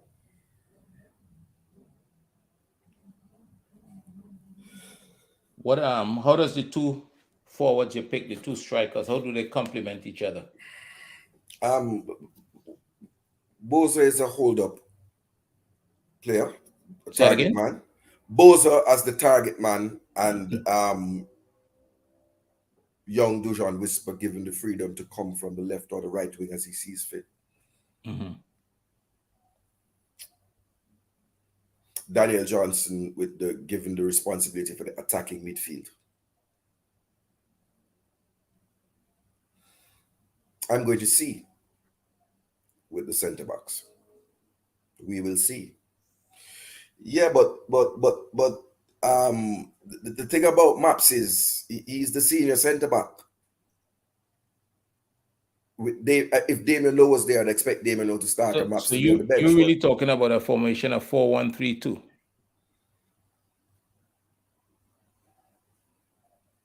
no, a diamond. Diamond? Okay.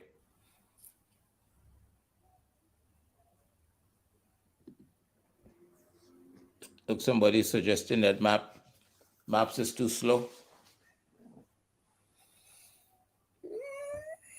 He has lost a step or two.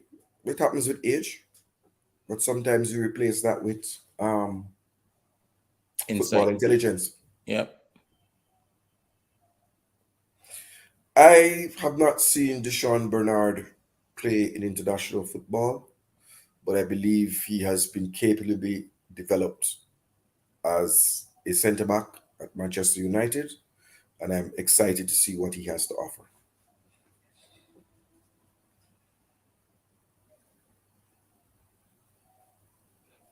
Why not start King? Because I've seen the partnership of between King and Maps, and they're both short.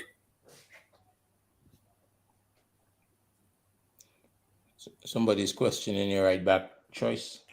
Dexter Lembekisi. Yeah. He gave a good account of himself against Mexico in Mexico at altitude when he came on and was given the responsibility. Let's see him from the start.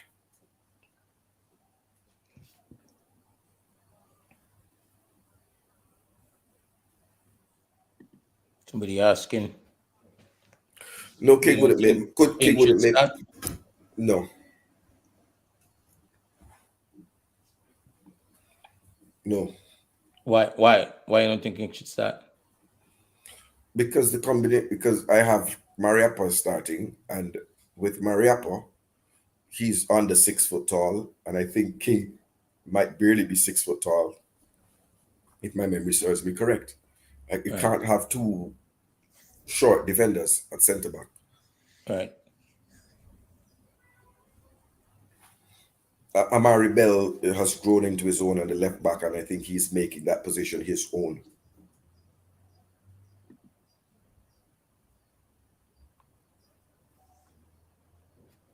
Well, There are questions, and Owen, there are going to be questions over Mariappa's speed, but based on seniority and the short-handedness of the squad present, I think he starts. I think he's the vice captain of the team.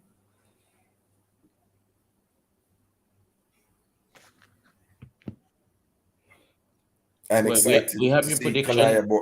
Kanaya Boys Clark. They are my predictions that Jamaica won't lose.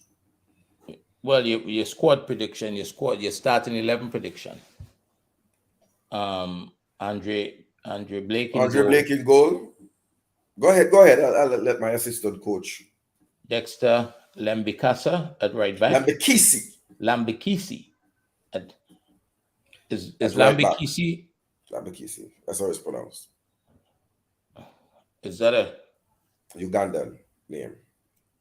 Where is that name from? Uganda. Deshaun Bernard, Adrian Mariappa, and Deshaun Bernard at centre back, and Mary Bell at left back. Jonathan Russell in the midfield. You identified him as a CDM. Yes. Daniel Johnson as your attacking mid. Kevon Lambert and Delano Splat in midfield. And Shamar Nicholson and Dujon Richards up front. The Congolese. I thought it was Ugandan. Congolese daddy and Jamaican mommy. He made the right choice and where to come. I know some Lambakisa. We need to get our resident linguist. We need to get Dwight on. Dwight now come on a show, brother. When this is a man like that and I beer stutter them talk with I just beer typing them now. We need to try to get Dwight I respect all Africans. He said you're disrespecting. I would never disrespect the motherland. Never do that. Dwight saying he could jump on now. Send the link. Pin the link. Dwight, I'll be stay for an extra 12 minutes. 12 minutes just to roast you, brother. Pin the link.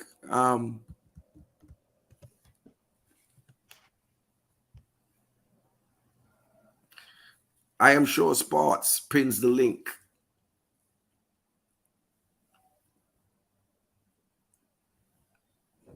Come on, Dwight, you have 12 minutes. I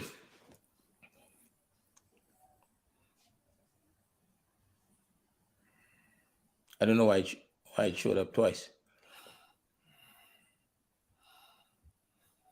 You only need 45 seconds on? No, I think he's saying he'll be on in 45 seconds. That's a really random time. He's probably going to set up his computer. You just round it up to the nearest minute. Well, Dwight is being specific. He's setting expectations. He's probably trying to get his neighbor's Wi-Fi.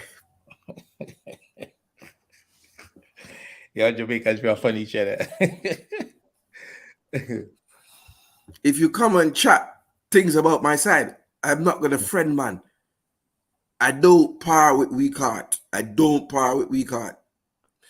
think when Earl Bailey was on coach's desk and he told you when he saw one Jamaican flag among 90,000 Mexicans, and Captain Burrell them sent for me to come out to the stands and said it is not safe. And I told them, I'm not moving. Ricardo is asking what is Dwight's role in Trinidad as it relates to football. Dwight does not have a role currently, as far as I know, in Trinidad and Tobago football. Oh, look, Dwight is here. Look, let's add Dwight to the stream. Dwight is here. I think. What's going on, Dwight? I'm there. Can you hear me okay? Good. Why do you look like you are in a cardboard box? We appreciate Katarock, you coming out. we can't blur out the background, boss. Hold on, let me try blur out the background. Don't blur out the background. I want people to see that my man is homeless in a cardboard box. Like, seriously, man. It's called consulting from the home, my friend. They taught you that in Leeds in the English university, yeah? You mean the boss doesn't want you in the office now? No, I can get a pint right now if I want to. So where are you coming from, Dwight? Where are you? Florida, North Florida. North Florida, but I'll be in Ochi in about 10 days. Why are you going to be in Ochi in 10 days when there is a match in 10 days? Hold on, I'm not going to Chicago. I might go to St. Louis. Chicago, I'm not come. No. You don't like Chicago? He has.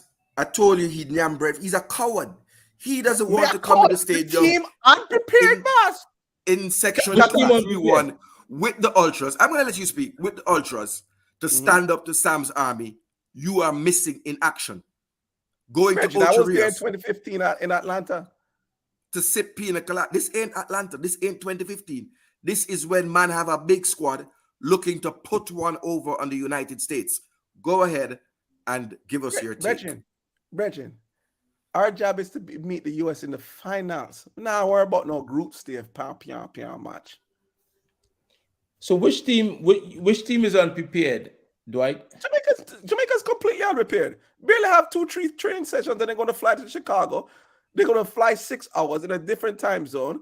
And then the heat going to lick him in about 6:30, 7:30. Man, I go drop at 7 o'clock. We're still going to get out of the group. But listen, and now go pretty.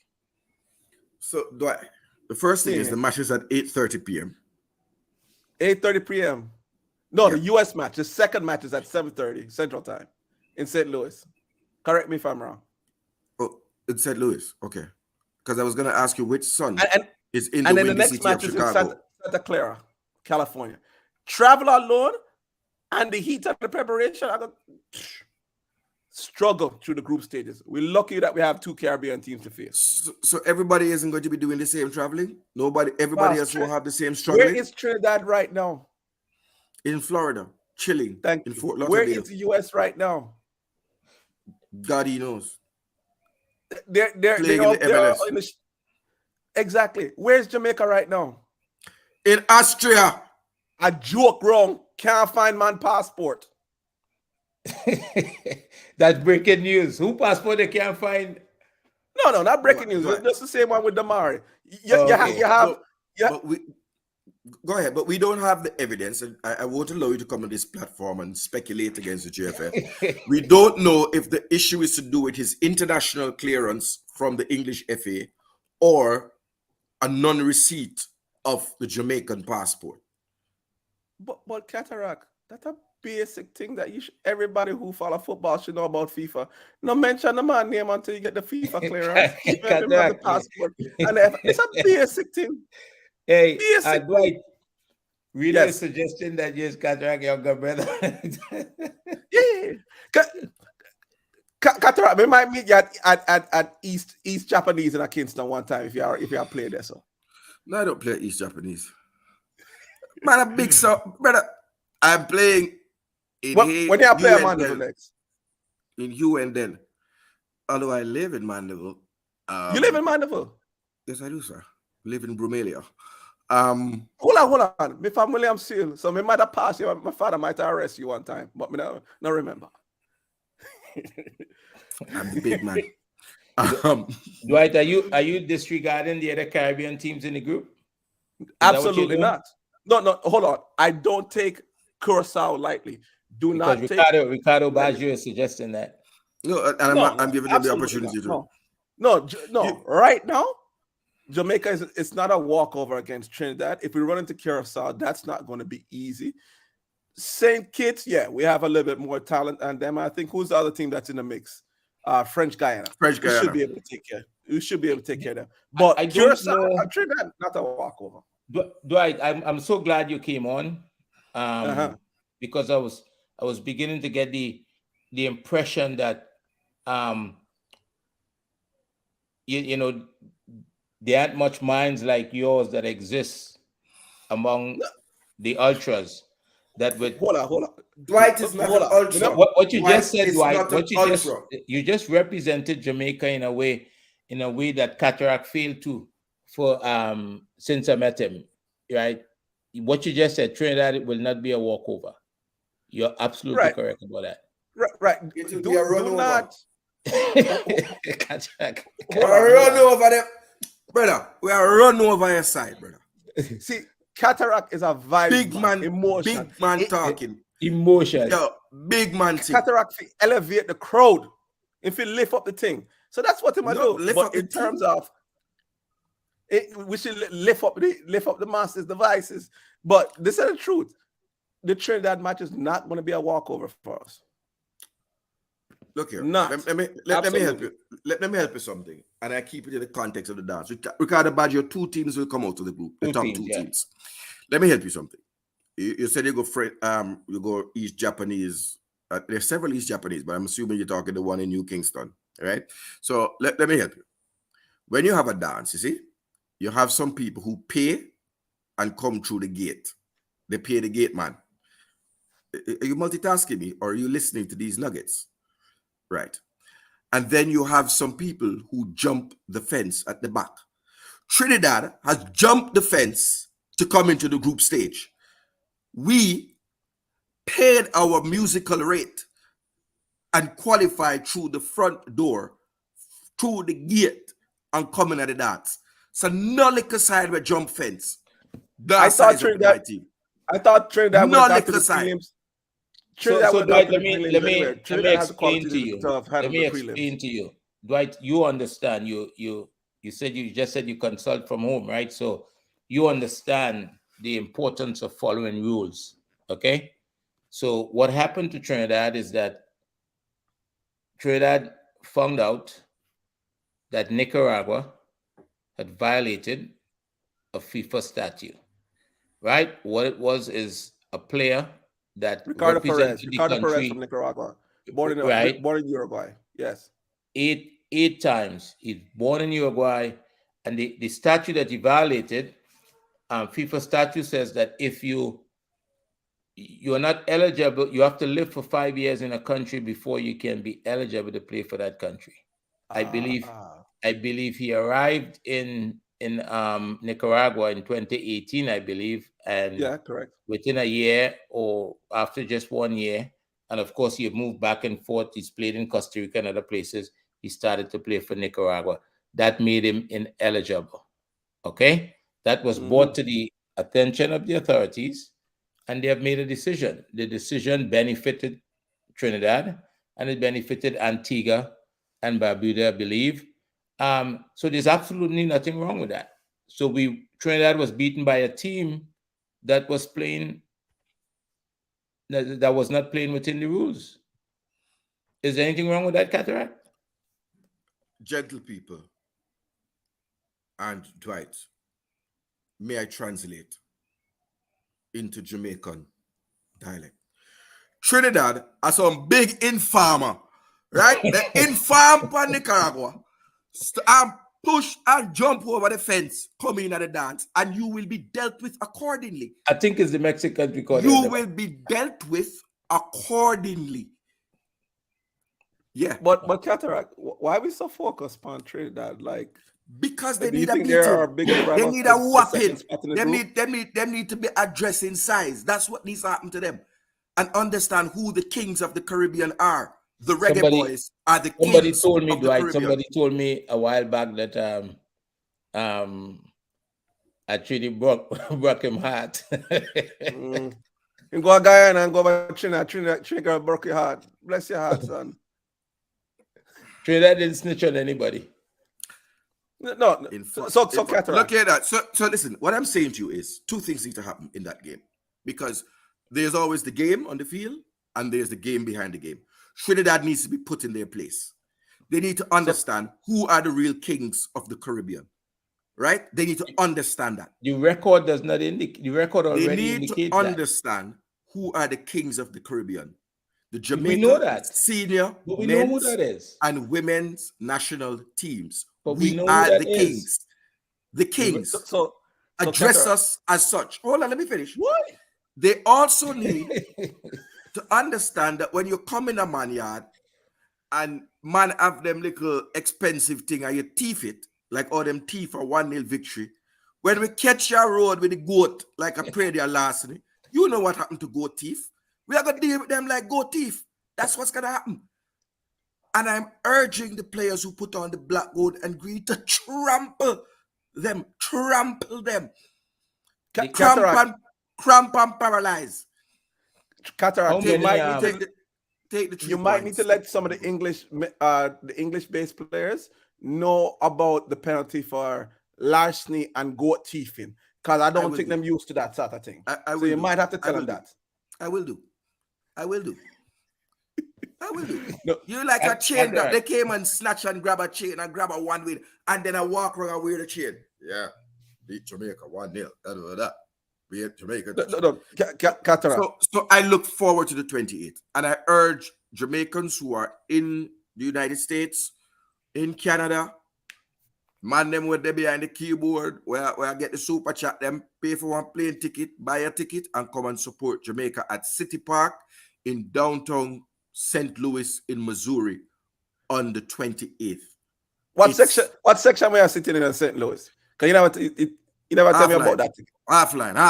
I'm going to make it other section. Half line though. But through some of them on them, like the cheap seat them, they put with a 231. But we have to big up them on them. We not really sit a corner flag.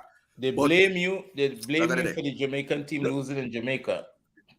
But half line, and I will announce which section the ultras will be in Katarock. But truly, in this Gold Cup group stage, Jamaican fans, you need to, if possible, sit together and support the team, because normally this is what we are getting. I got to do. You saw drink the box juice and the patty. Man, idiots. Man, know what him. Go away. Man, don't know about who him come from England. Idiots. Katarock, we can't tolerate that for 90 minutes, boss. That doesn't happen in the ultra section. Okay, all right.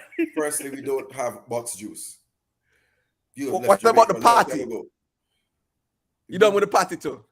The parties are for training sessions.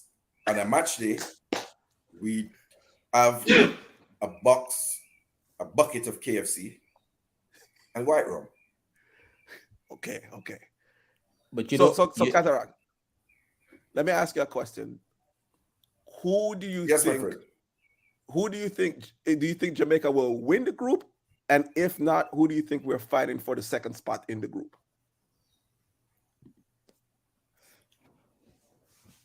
Before you answer, Ricardo Baggio is saying to you, boy, Katarock, as a Jamaican, I never know I could want Jamaica to lose that Trinidad game. Relax, brother, and be humble. Brother, come go up. So your own Jamaican brethren. GWOPE. Go up. Hey, look, Stan Kroenke is here. No. Typical Katarock, overconfident and end up eating humble pie. You should remember his previous comments on the recent Trinidad versus Jamaica game, or when Panama beat us at home. Thank you. Do you remember those games? I'm gonna stop support my side. I'm gonna carry no side against. Listen, brother. I'm gonna carry no side against my side. I don't think they're suggesting that you stop support your side. Me not carry no side against my side. You never see that happen, right? Qatar. Because Qatar. hold on, just give me a second. All right, go ahead, and I'll conclude. No, listen, cool. Katarock, I'm grateful that I sat in the Orange Bowl and watched my side draw with Brazil, the #1 side at the time. Yeah, we Romario did and it. We did it Ademan, too. We did it. Roberto Carlos, Cafu, Dunga. So a guy not tell me about my side. My side has given me joy in the past, and I will take the pain that comes with supporting this team because I have joy.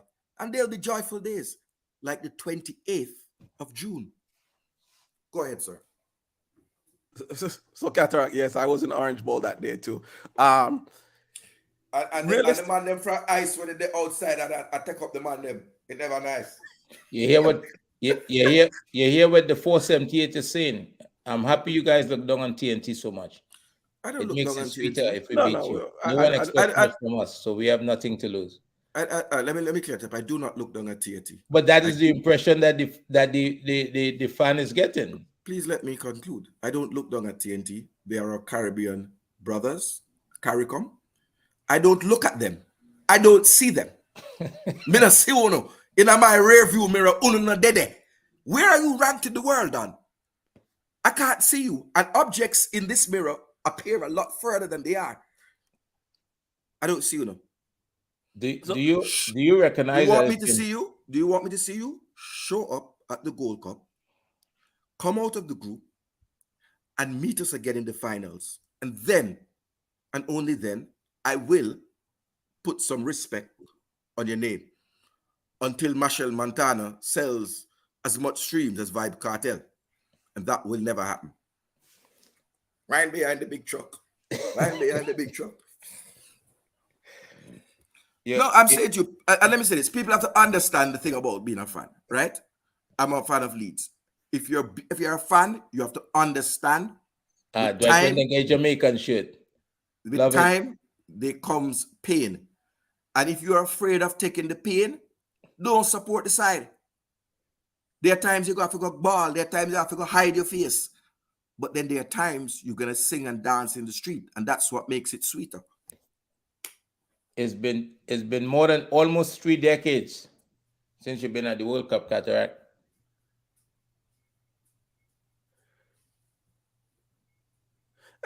So Jamaica, in terms of the World Cup, it's a work in progress. Much more importantly, For all of us. right? Much more importantly, and this is what. So Katarock, I might sound negative, but I want to temper the expectations.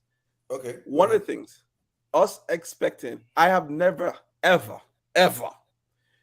seen an unprepared Jamaica team in anything. Men's, women's, youth, any level. An unprepared Jamaica team has never performed well.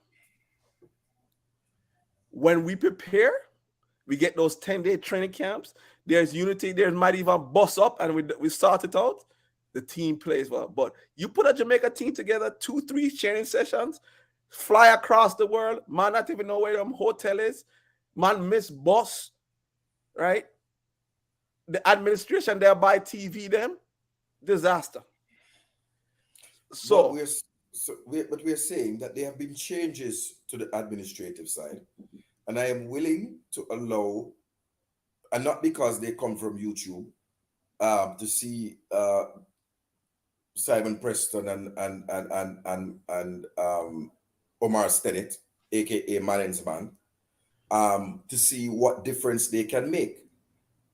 Now, if I see them, Manning's man and Simon Preston, with no flat screen TV pushing from Walmart, I will have something to say. As a matter of fact, I go so far as to say I will mash it up. But I don't expect those gentlemen to behave in the same way. Look at, and I'm going to give Jack his Jack. No, hold on, let me give. No, man is management. Let me say this.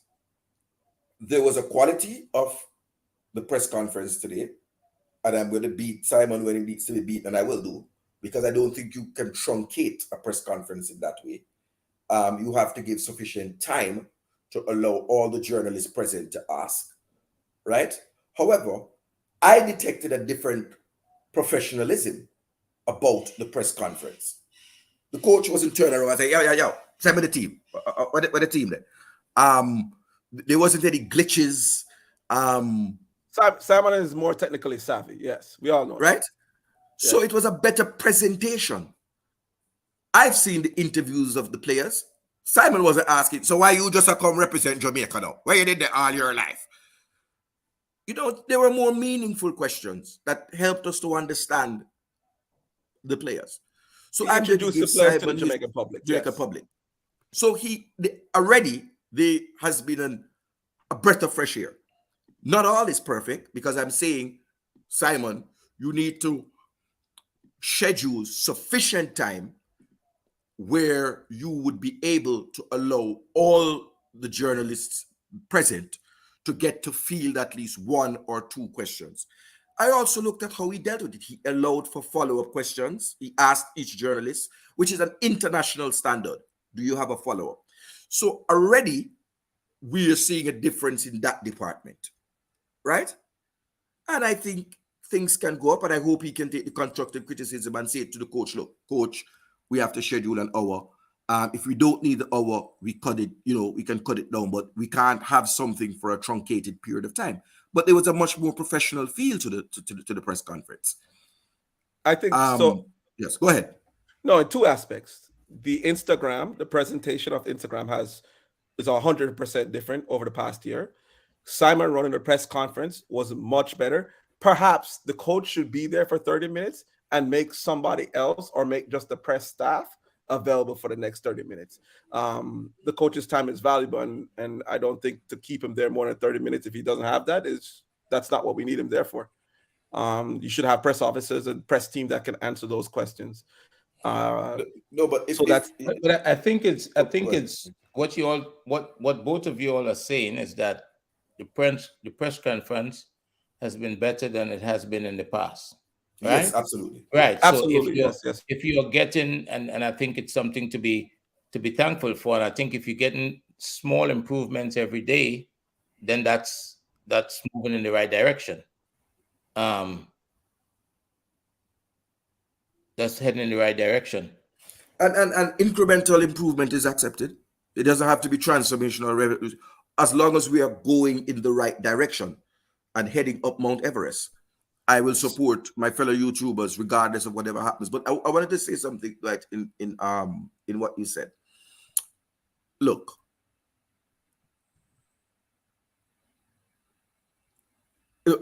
just Andre.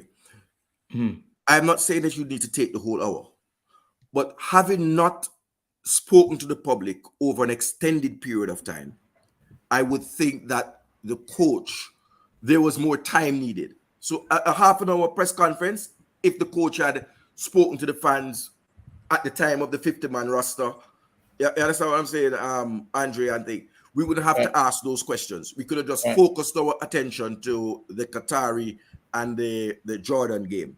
So because of the length of time that the coach has been away from the fans, and I hope that this is the first and last time that he spends such an extended time away from the fans, there were a number of questions, and you have to pay attention to the large number of media present there. So perhaps a better step forward is to say to the press, if you would like to submit some questions in advance, the coach will have some answers, and then we will have a 30-minute Q&A answer.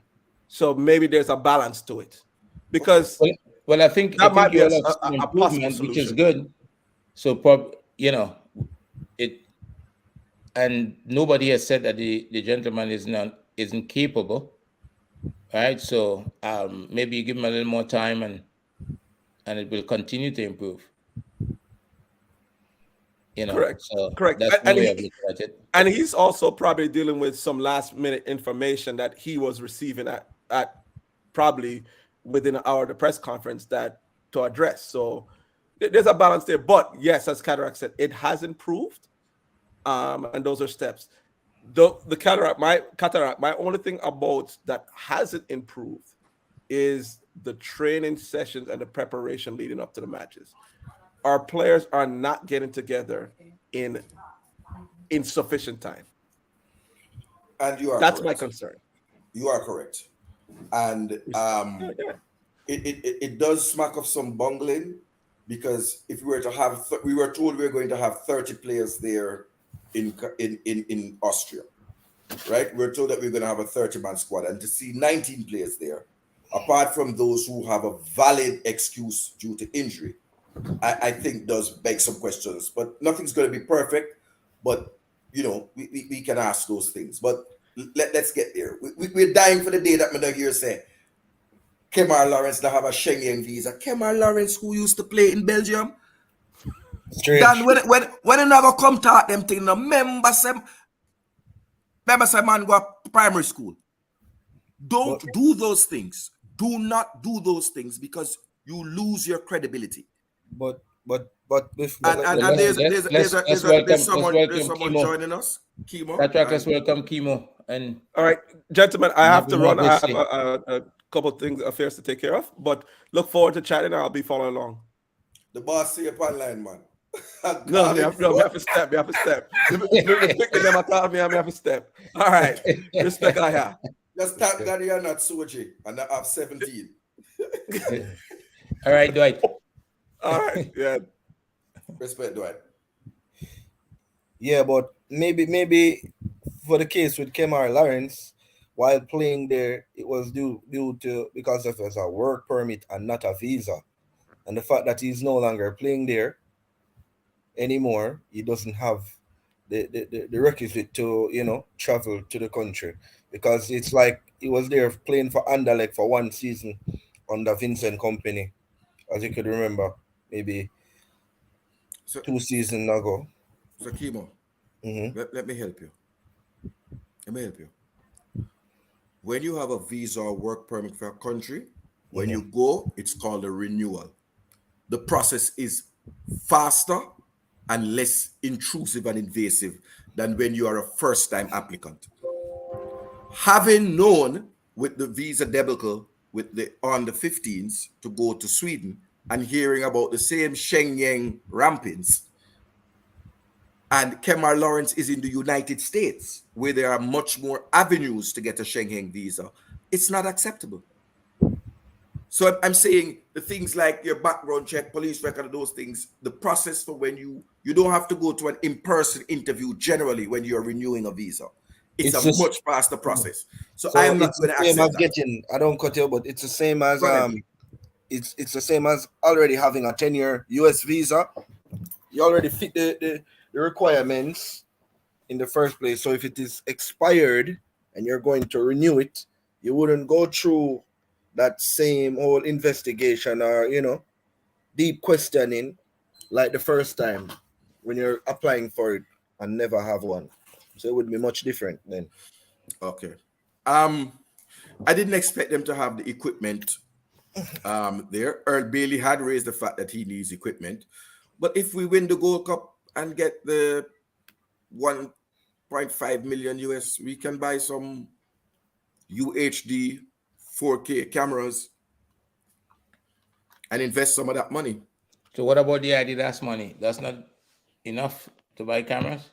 Well, the Adidas money is thrown around at everything. So I'm presuming that they have already a portion and allocated that money. But I'm saying if we win the Gold Cup and get a windfall, then improving on needs that have been articulated before, that will improve the quality of the product.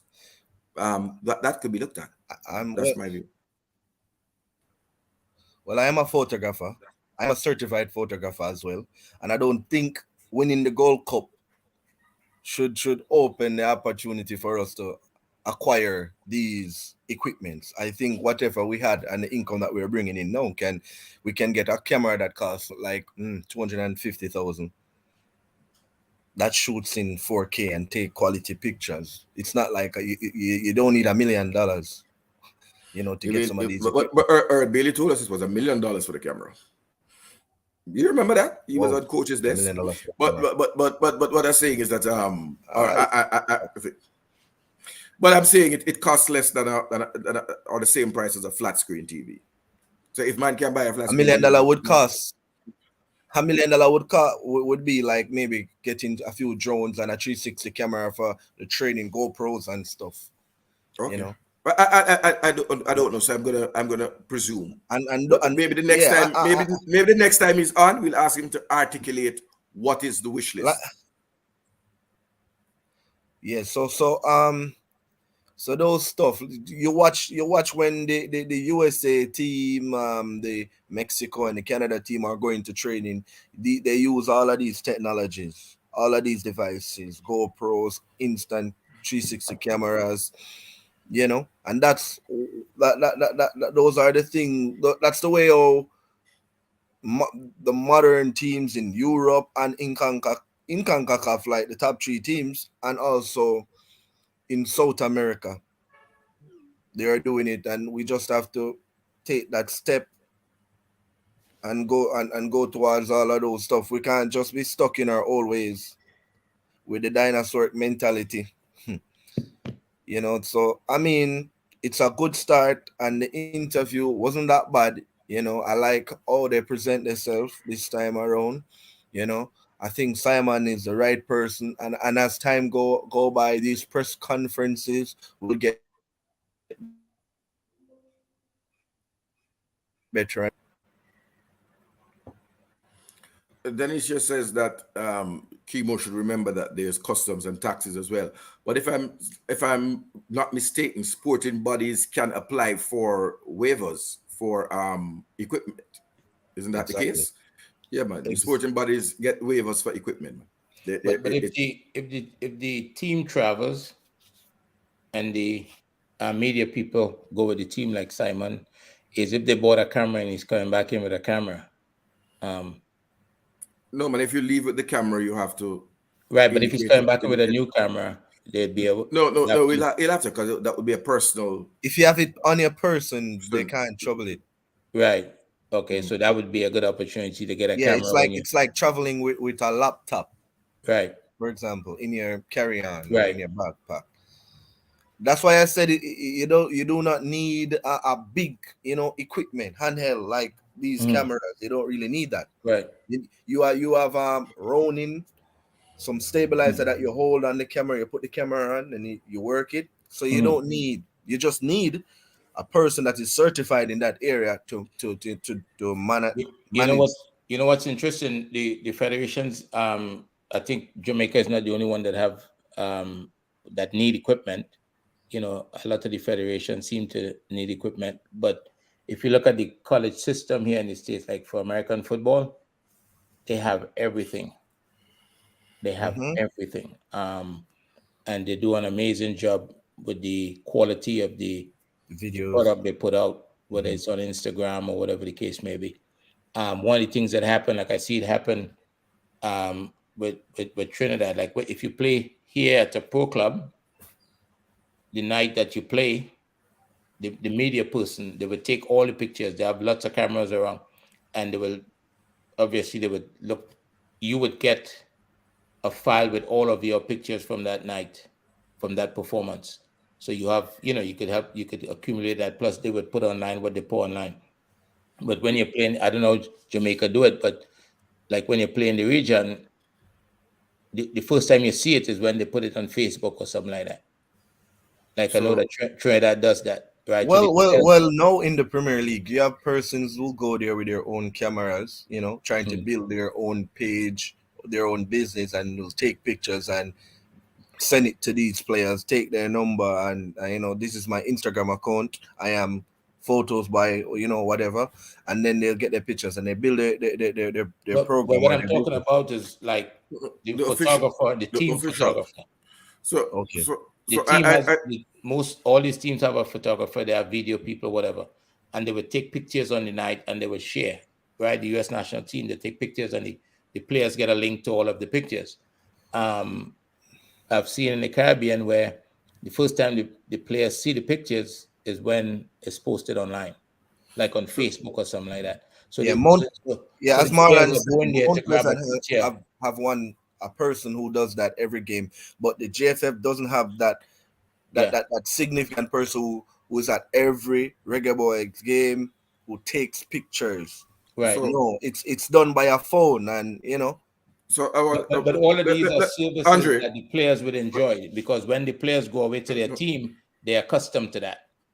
Right? They don't have to go look for pictures, and you're already pulling a low quality picture from the internet that even reduces the quality even more sometimes. When they play with the team, they get an email or a message on the phone that, and they have all these photos that was taken of them in that night, so they can use for their, share with their family and whatever the case may be. So Andre, let's chime in here. We all believe in lifelong learning, right? We live and learn, and I believe that sometimes many of us get set in our ways and are not aware of new trends, even new equipment. And I can tell you, even as a sound man, some of us feel comfortable with the big fat amplifier, them 3-rack or something. Right. When Katarock have 3-rack, when we set up, I go play with man who have 1 rack with some tiny little amplifier, and them a beat the same way like we beat, because things and times move on. But I wasn't aware of this until this season when Anthony Grant went to Crawley Town. And at the end of each match, he would say, yeah, cuz let's send me some picture and say, all right, here's the link to the Dropbox, the club's official Dropbox. And the Dropbox is organized by player. Yep. It's also organized by, it says pre-match, warm-up, in-game photographs, post-match, post-game photographs. So, and Crawley Town is a League 2 team. It's not, they don't have no extensive budget, but they also have a social media person.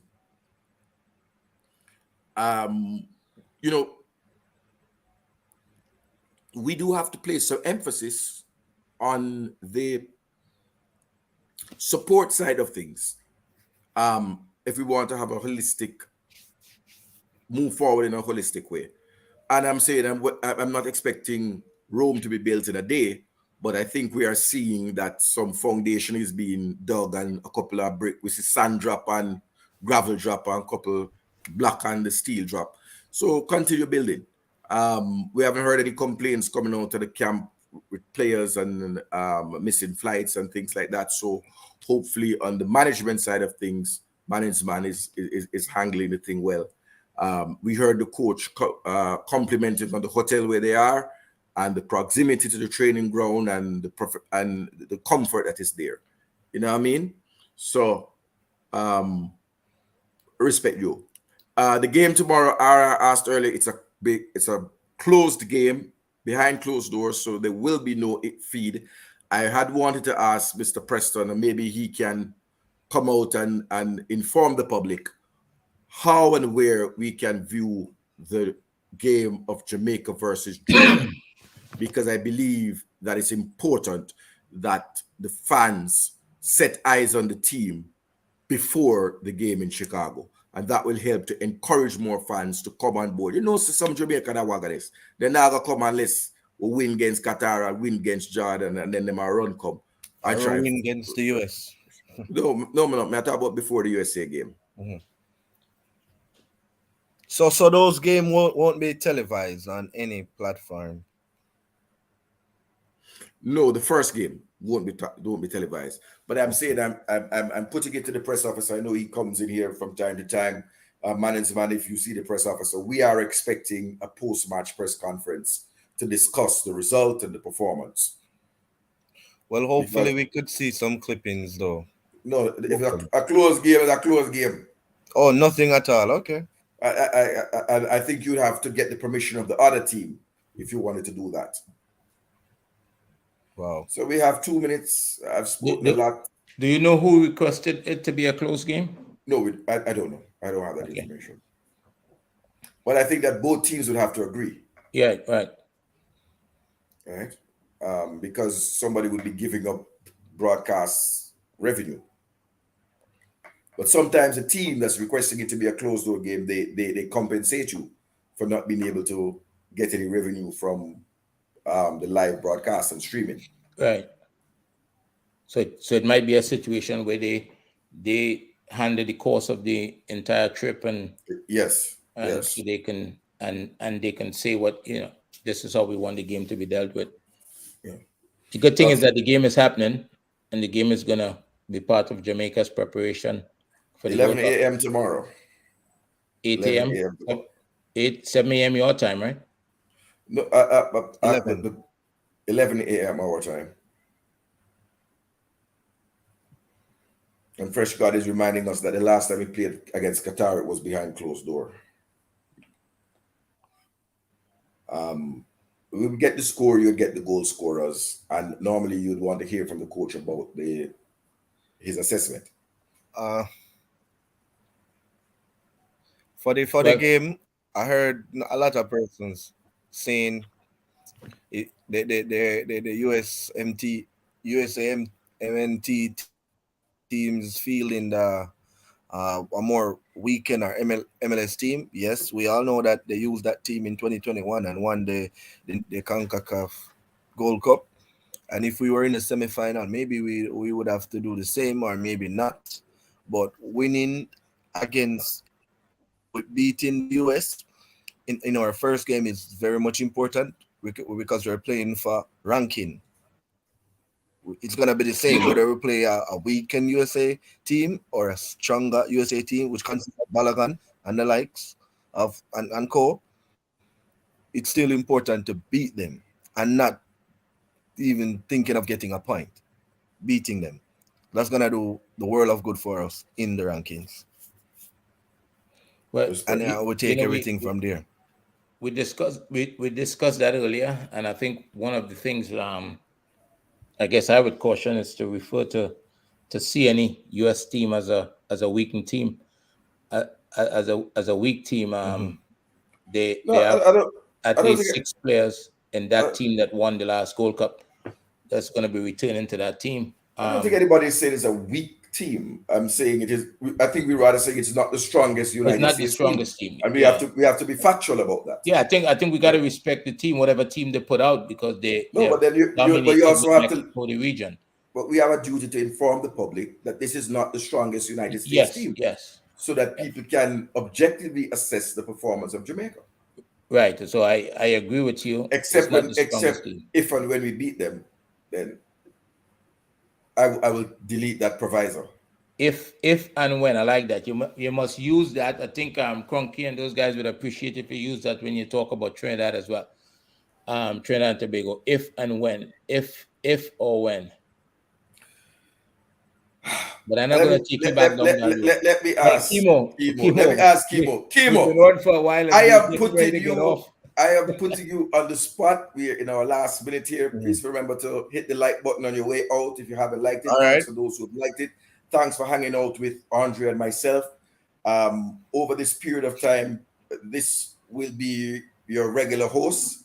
While Okay. Malinsman is engaged on other duties. Thanks for Andre for bringing the insight from our weaker neighbors in the footballing landscape down there in the land of soca, the land of oil. They're not even no longer the kings of oil in the region. Big up Guyana, who have the most oil right now.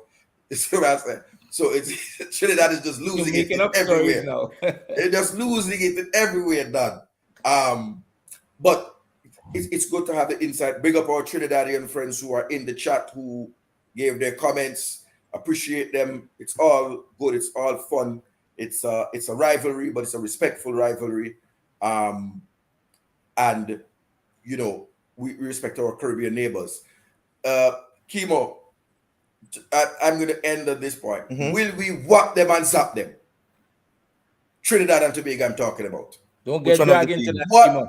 Trinidad and Tobago on the Chemo, Listen, 20. don't get dragged into listen. that, No, brother. no, no, This no, is no, no. my this is I'm this, gonna let. I'm not gonna speak anymore. Chemo, give your take, listen. and after This you is give my your take, opinion, Andre. go ahead, sir. This is my opinion. The last time we played Trinidad, it, we fielded a team with players who are playing with each other for the first time. However, that is was a local based Trinidadian team, and whenever Jamaica and the Reggae Boys and Trinidad play together, it's not always an easy game. It's always competitive, even when you think that you're gonna get one over them. But this time around, we will have a more stronger team going up against them, but it still won't be easy. So we won't underestimate them. But I expect a win from the Reggae Boys against Trinidad. Kimo, Yeah. I appreciate your balance. I appreciate your balance. You are, Yeah. as a That's Jamaican fan. that's as realistic as it gets. Yes, no, that's what I'm saying. I appreciate your balance, and as a Jamaican fan, I wouldn't Mhm. expect anything other from you other than to say that you expect Jamaica to win. Right? That is Yeah. fair. A fan from Trinidad and Tobago will say the same thing. It No, gets you a are a little fan bit from murky Trinidad when and people Tobago. start predicting that Jamaica will win 7-0. What That's them when it and zap becomes. them. that, What them and zap them. I don't know if how many you see what I'm mosquitoes I talking have, about, Kimo? but we have this little racket thing that we have Yeah, here. I see. Zap, zap, zap, Remember zap, zap. this was going on. This was going on from the Trinidad game in Jamaica, the 2 leg He game. started it. Yeah, so I sat Katarock is right just here. gonna be Katarock. I sat right here and I listened to telling people that Trinidad go win 7-0. And I was Trinidad will win wondering, 7-0. eh? We're gonna turn it over, man. But what was Let unfortunate, me put Kimo, you on the is spot. Let me put you on the spot. after the game when Jamaica lost, I was looking all over to try to hear him on a show, and he didn't exist. They couldn't find him. When I asked man, say he's missing in action. I'm missing in action. You know I do play a song every But night. I know the Right, coach. so I'm always I in know action. Mr. I know Grimmy learned a Zap. lot from those 2 games against Zap. Trinidad, so I expect better from the team. And I know Look, he Ross is expects saying Trinidad most is of going us to even are come more harder. balanced. Slap them away. Look, I am Ross putting is you on the saying most spot. Jamaicans are balanced. I am That putting you Katarock on is the spot. unique. Are you even Jamaican, Drew Fortis? I am putting you on the spot. Tell us in your red, black, and white.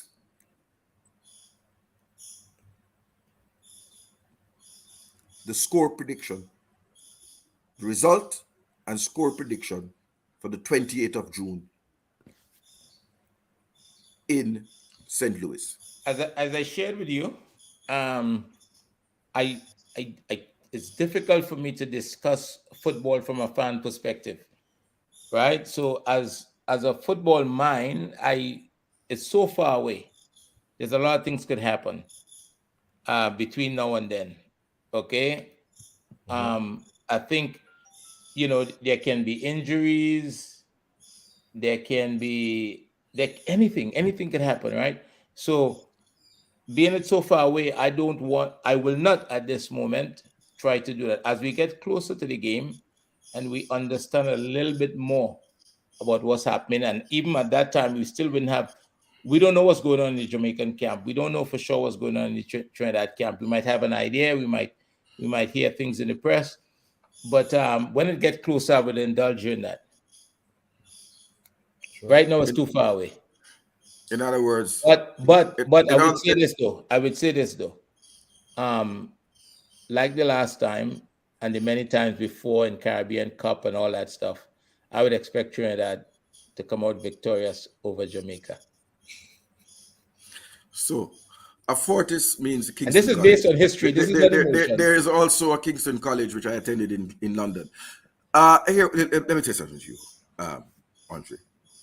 And I helped my Jamaican brethren by translating the Trini dialect. It means he's quaking in his boots, running scared. I don't know. I don't even know what it feels like to be scared. You're running scared.